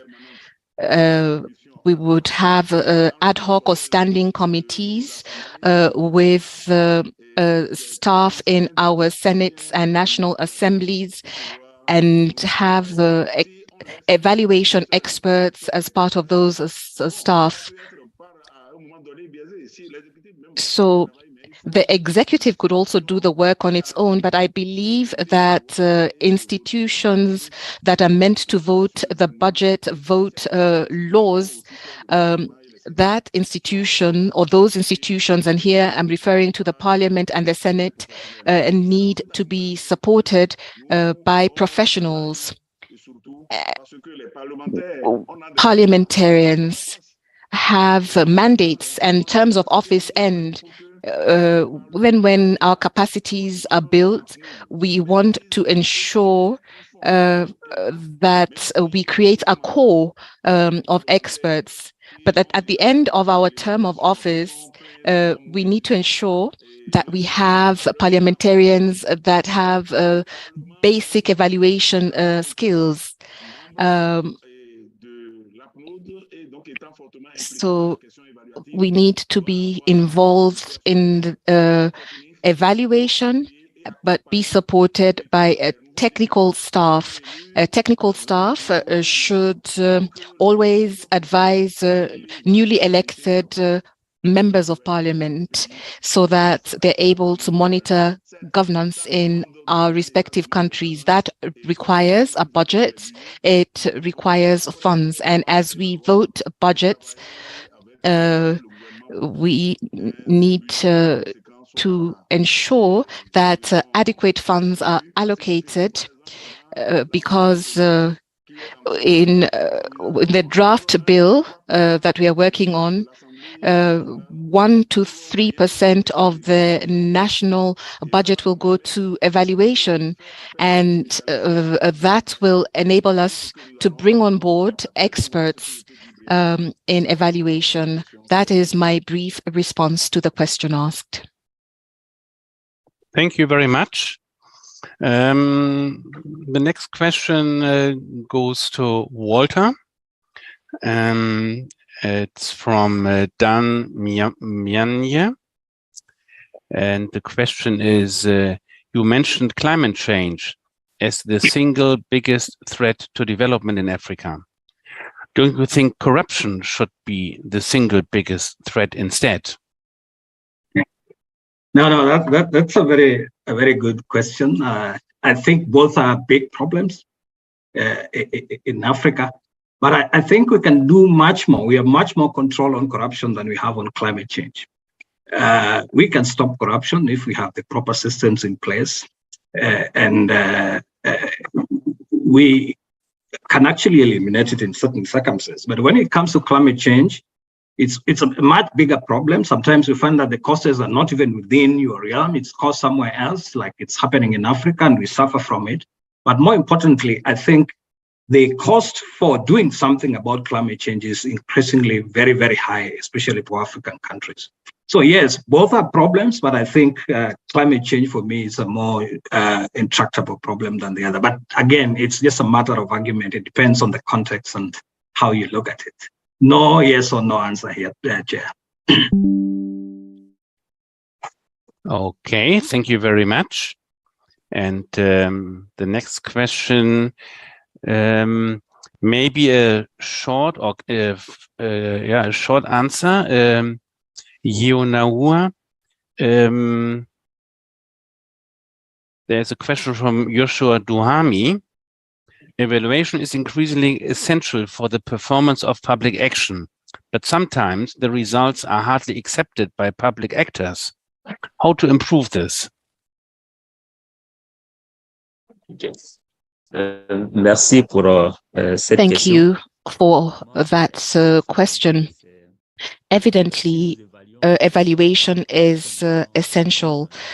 When we evaluate, we want a change in the implementation, development, and design of policies. If we do not have a consensus of the evaluation results, then that would be a challenge, because we'll have spent a lot of time evaluating a policy and the results would have been rejected. It is imperative that stakeholders agree on the results that will come out of the evaluation, and we need to develop a consensus on how the evaluation would be conducted. Does the evaluation comply with principles? Is the evaluator independent, autonomous? Does the evaluator have the requisite skills? So if we are in agreement on the principles and we agree that the person conducting the evaluation is the right choice, then results should be accepted. And that is why it is important to have a reference framework for evaluation. That's my response. Thank you very much. Maybe we come to a very pertinent issue in Africa, which was raised in Walter's presentation. And this is fragility and conflict. And I think fragility and conflict are maybe limiting how evaluation results could be used, and maybe in situations where they are even more necessary and more required, because we often talk about countries with not so strong institutions. We talk about governments who just came in office and are maybe confronted with a certain lack of experience. So Fatima Zuma, maybe you could, before we have a round with the panelists, maybe you can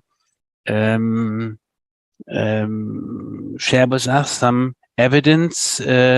What are specific requirements, specific challenges when it comes to the question how to use evaluation results for policy making?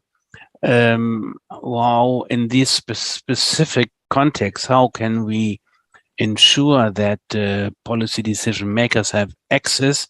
Maybe we have some tool and instruments from your experience how to deal with this issue. Thank you.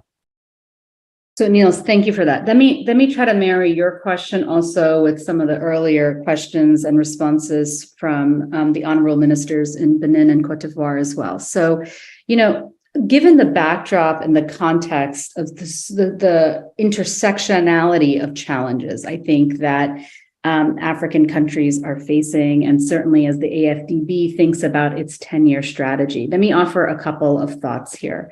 So first is, let me again emphasize that we do have a wealth of knowledge on what works and what does not work around the world and in Africa. And I'm very happy, I put it in the chat, please do reach out to us at cid@harvard.edu, and we can connect you to our amazing research and faculty for doing this work. If we have it, we want to be able to share it with you, and that is a service we can provide. So please do reach out to us as a partner in your efforts as you think some of that through.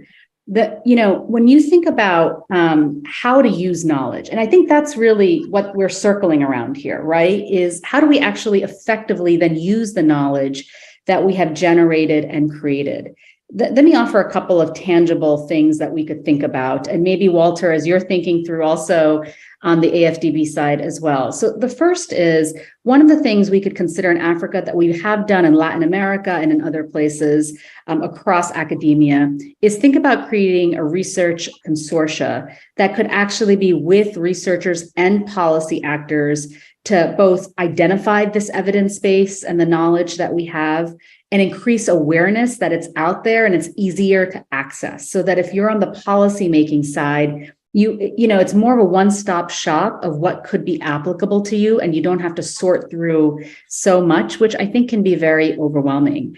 This consortia could have direct links to policymakers on the front lines of AFDB member states. And we do have experience where you've seen this take place in other contexts. Latin America and other places come to mind here.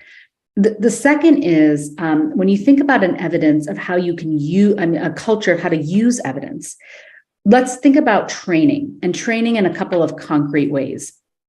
So, and this is a couple of questions that came up in the chat. I've responded in writing as well. So when we think about training, it is important to train parliamentarians, political figures, and those at the top for all the obvious reasons. They do run governments. They do run and are ultimately accountable for their institutions. But it's also important to think about those at multiple levels, civil servants in the bureaucracies that will not change when the political coalitions change, for instance. Actors in local levels, not just in capital cities, but also thinking through local institutions and capacity building of local institutions that are not just government institutions, right? And this is where civil society partners and consortium with private sector actors can be very, very powerful. So we offer training, and we can customize this training from CID, whether that's through executive education, whether that's through customized trainings that some of our programs like the CID Growth Lab, Building State Capacity, and others offer. That can be customized, that we can customize, whether you're on the parliamentarian track, civil servants, local institutions, to really think through a culture of how to use evidence if you are not an evaluator. And I think that's really important. And for those of us who are not on the evaluation side, but those of us responsible for making decisions on how we should spend budgets, what we should prioritize, what we should go in a strategy, it's important that we also have those skills. And training a new generation to use evaluation can be one of the most powerful investments that we make in this next 10-year strategy. The last thing I wanted to offer is knowledge is disseminated not just through reports and webinars and learning, it's also disseminated through convening and the convening power of connecting people. And I think here AFDB has a very powerful platform, and it does a lot of work in the space to convene. And I like to offer CID as a platform to think about as a convening power here for African AFDB member states and organizations as well, because bringing this knowledge together in different ways. And, Niels, you asked about other continental context and exchanging views in that area can be very, very powerful as well. So those are the three areas that I would emphasize as concrete ways we could instrumentalize creating a new culture of the use of evaluation through identifying and appreciating the wealth of knowledge that already exists. And again, I'm happy to help connect you to over 100 plus faculty doing work in this area in lots of different ways and share. They sent me, I can't tell you, they sent me dozens of pages of examples of the research that they're doing in your countries with partners from your countries. So would love to be able to disseminate and share that knowledge back out to those interested. The training capacity piece, which is so incredibly important, and then the convening power. And I think there's lots of different ways that we can execute on all three fronts. Thank you. Thank you. Maybe Honorable Jeremy, you would like to continue? Fragility. What specific challenges do we face? What needs to be paid attention to? Sustainability in general.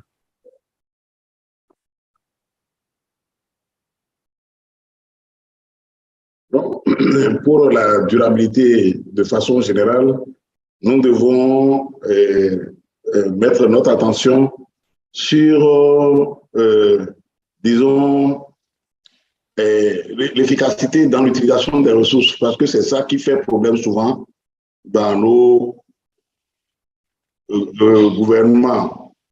Et le rôle que nous jouons beaucoup plus dans ça, c'est au niveau du contrôle de l'action du gouvernement pour pouvoir, disons, apprécier la mise en œuvre des politiques publiques, notamment les ouvrages qui sont mis en œuvre, que ce soit des ouvrages financés par des partenaires au développement, que ce soit des ouvrages financés sur le budget de l'État.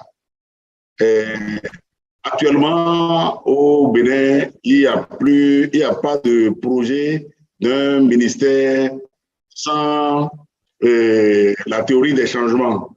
La seule chose qui manque, c'est que cela se fait à l'interne avec le gouvernement et il faut l'œil des autres acteurs comme le Parlement pour mieux apprécier pour la durabilité des ouvrages.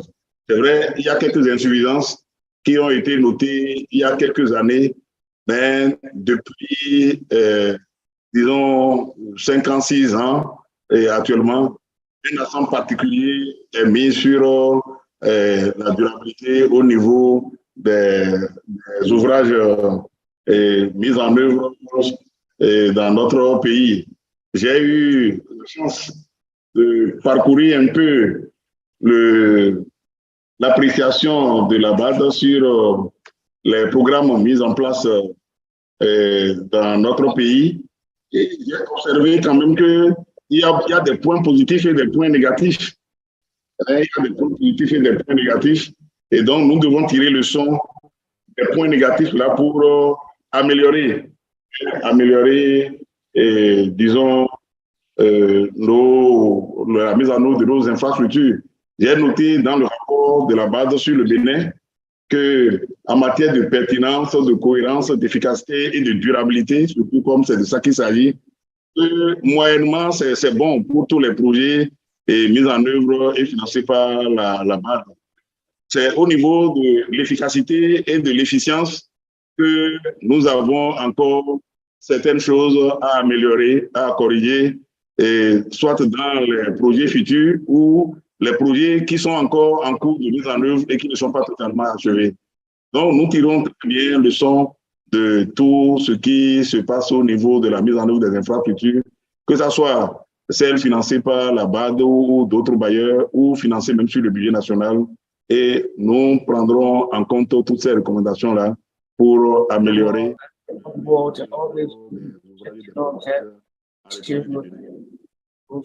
Infrastructure implemented okay. in the Republic of Benin. Thank you very much, Honorable Jeremy. I didn't have translation for the last minutes, but I think I captured the main issues you raised. And I think you mentioned a number of areas where you believe AFDB could be improved. And I would like to hand over to Walter to maybe respond to that, and maybe in a more general way,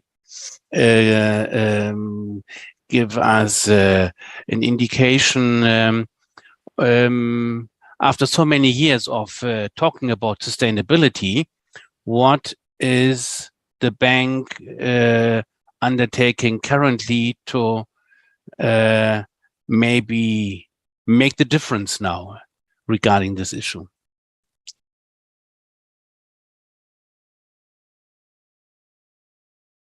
Walter, you have the floor. Can you hear me? Yeah, Chair, I didn't get the last part of the question. I don't know whether it's my internet or it's on its side. Yeah, yes, I can hear you now. Some connection issues. I was asking, I was saying that we got a list of recommendations by Honorable Jeremy, where AFDB could improve. And I would like you to respond to that, and maybe in general, give us an idea what currently AFDB is undertaking into make the difference in terms of what really how could we improve sustainability now compared to maybe 10 years ago. So what are the current actions AFDB is preparing to ensure sustainability? We talked about fragile context, but I think this is more also a general question, and I hope you could hear me, and so that you can now have the floor and respond. Thank you. Yeah, Chair, I'm having some connection problems, so I'm being logged off and on. And I hope I'll be able to remain until I make my intervention. So, Chair, on the issue of sustainability, this is a very important issue, and I think that the bank has made a lot of progress on this particular score. Basically through the better design of interventions.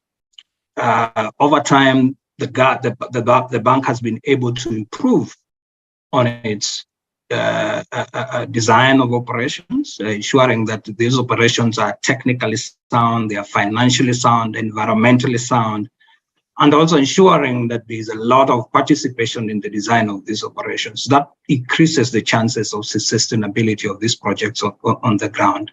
A lot has been done, things to do with ensuring that once operations get into our systems, that they're well prepared, and then after that, then the implementation also, there has been a lot of effort to ensure that during implementation, issues of sustainability are taken on board through various assessments.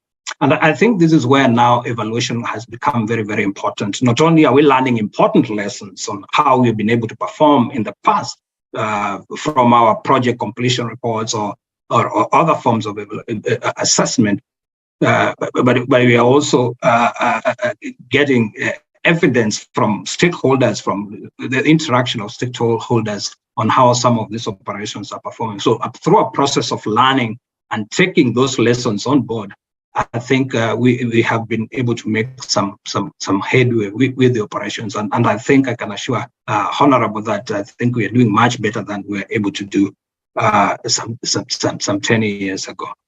Thank you.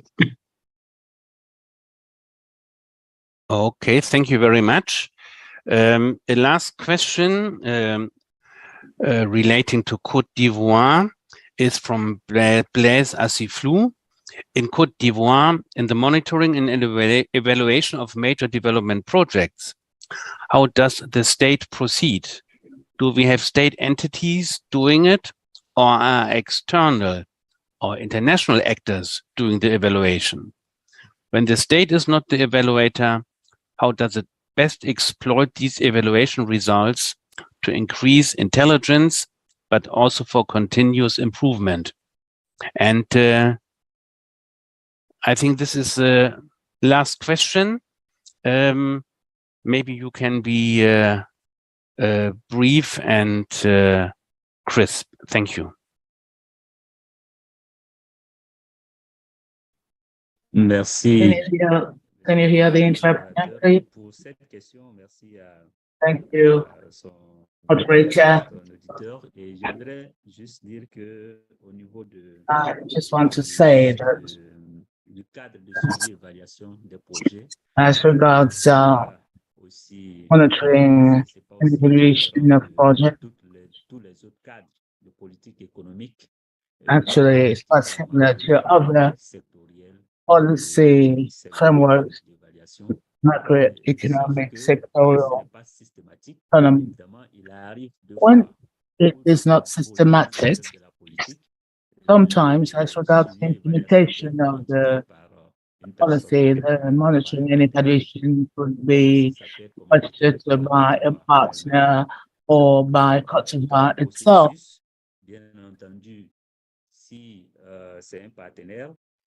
If it is requested by the partner, we select the body that will be in charge of the evaluation and will proceed to conduct the evaluation, and the outcome findings are going to be shared by the partner in the state. A lot of projects have been evaluated along those lines, and we've had ex ante and ex post evaluations, which has made it possible to improve the implementation of the project. Some donors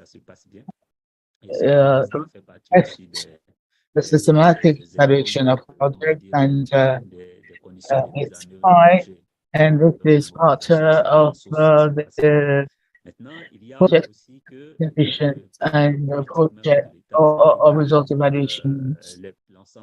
As regards all this is implemented by budgetary resources. Of course, there's a framework under which this policy should be evaluated. National bodies work on it, and as I said, the capacity was built, and there is an increasing number of policies being evaluated. Now, in order to institutionalize that, we want to ensure that for any policy, its evaluation should be systematic.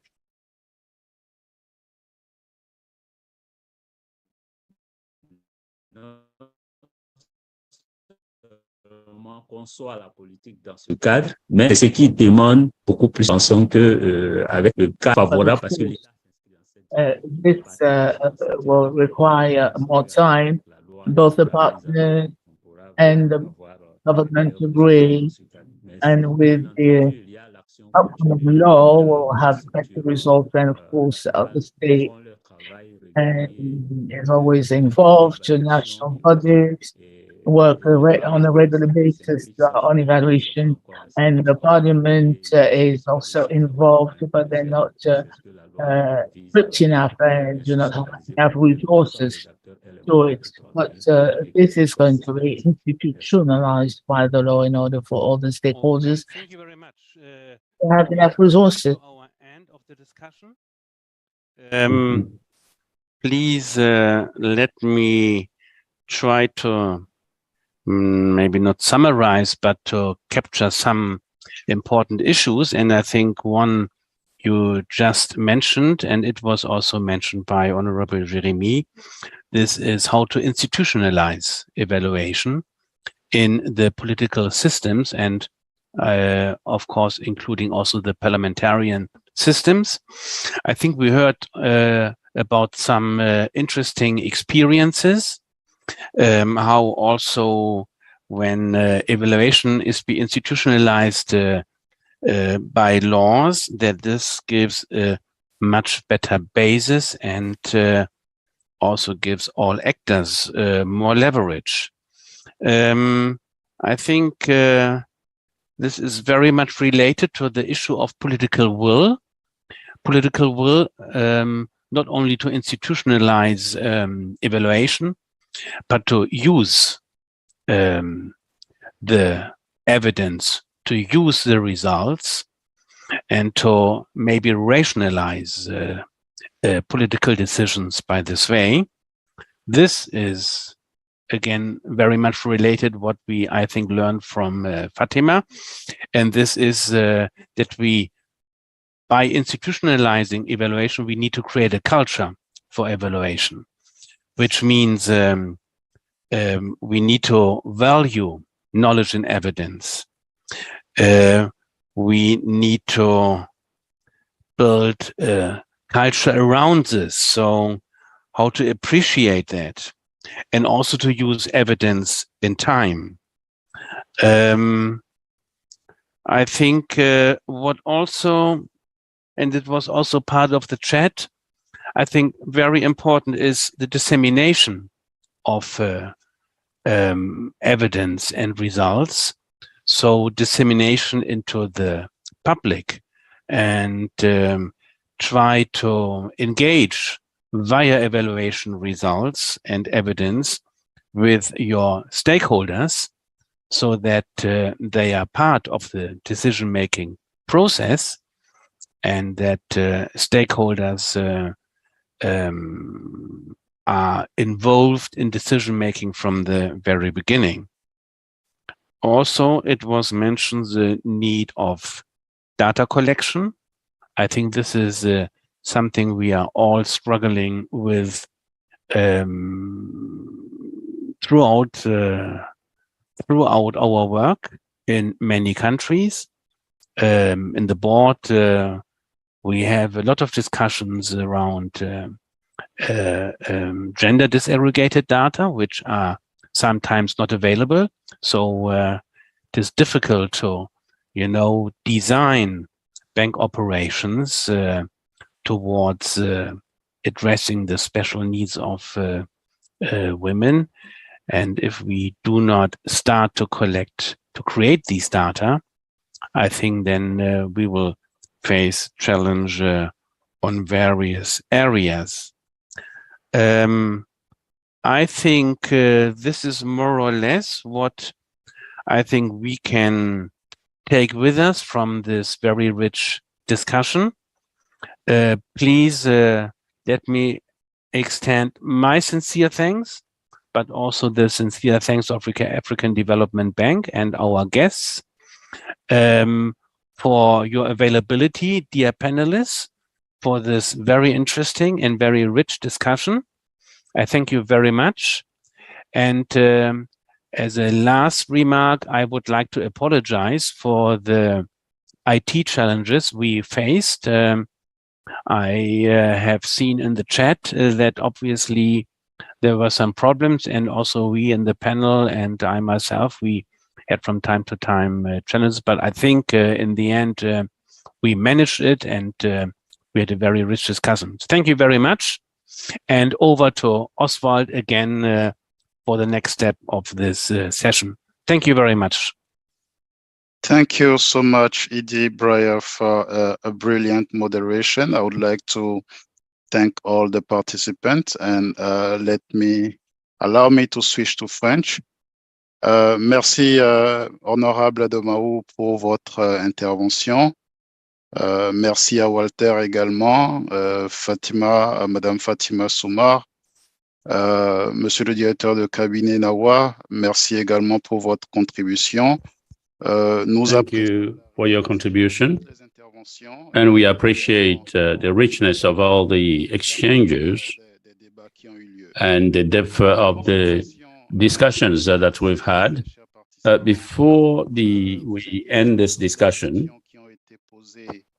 dear participants, you may have noted some of the questions that were not answered. We will try our very best to answer these questions and cover all your comments in order to find relevant solutions. this session, I would like to thank all of you participants. Thank you yourself, Edie, Breyer. I would like to also thank the Vice President, Acting Vice President Mizrahi, Karen, the Evaluator General, that we congratulate for her leadership in organizing this, the whole team, our panelists. Please, dear participant, before you log off, we have an online survey that will pop up on your screen. Thank you for answering the question before you log off. Thank you very much for participating, and I wish you all a wonderful and very productive evaluation week. Thank you and bye-bye.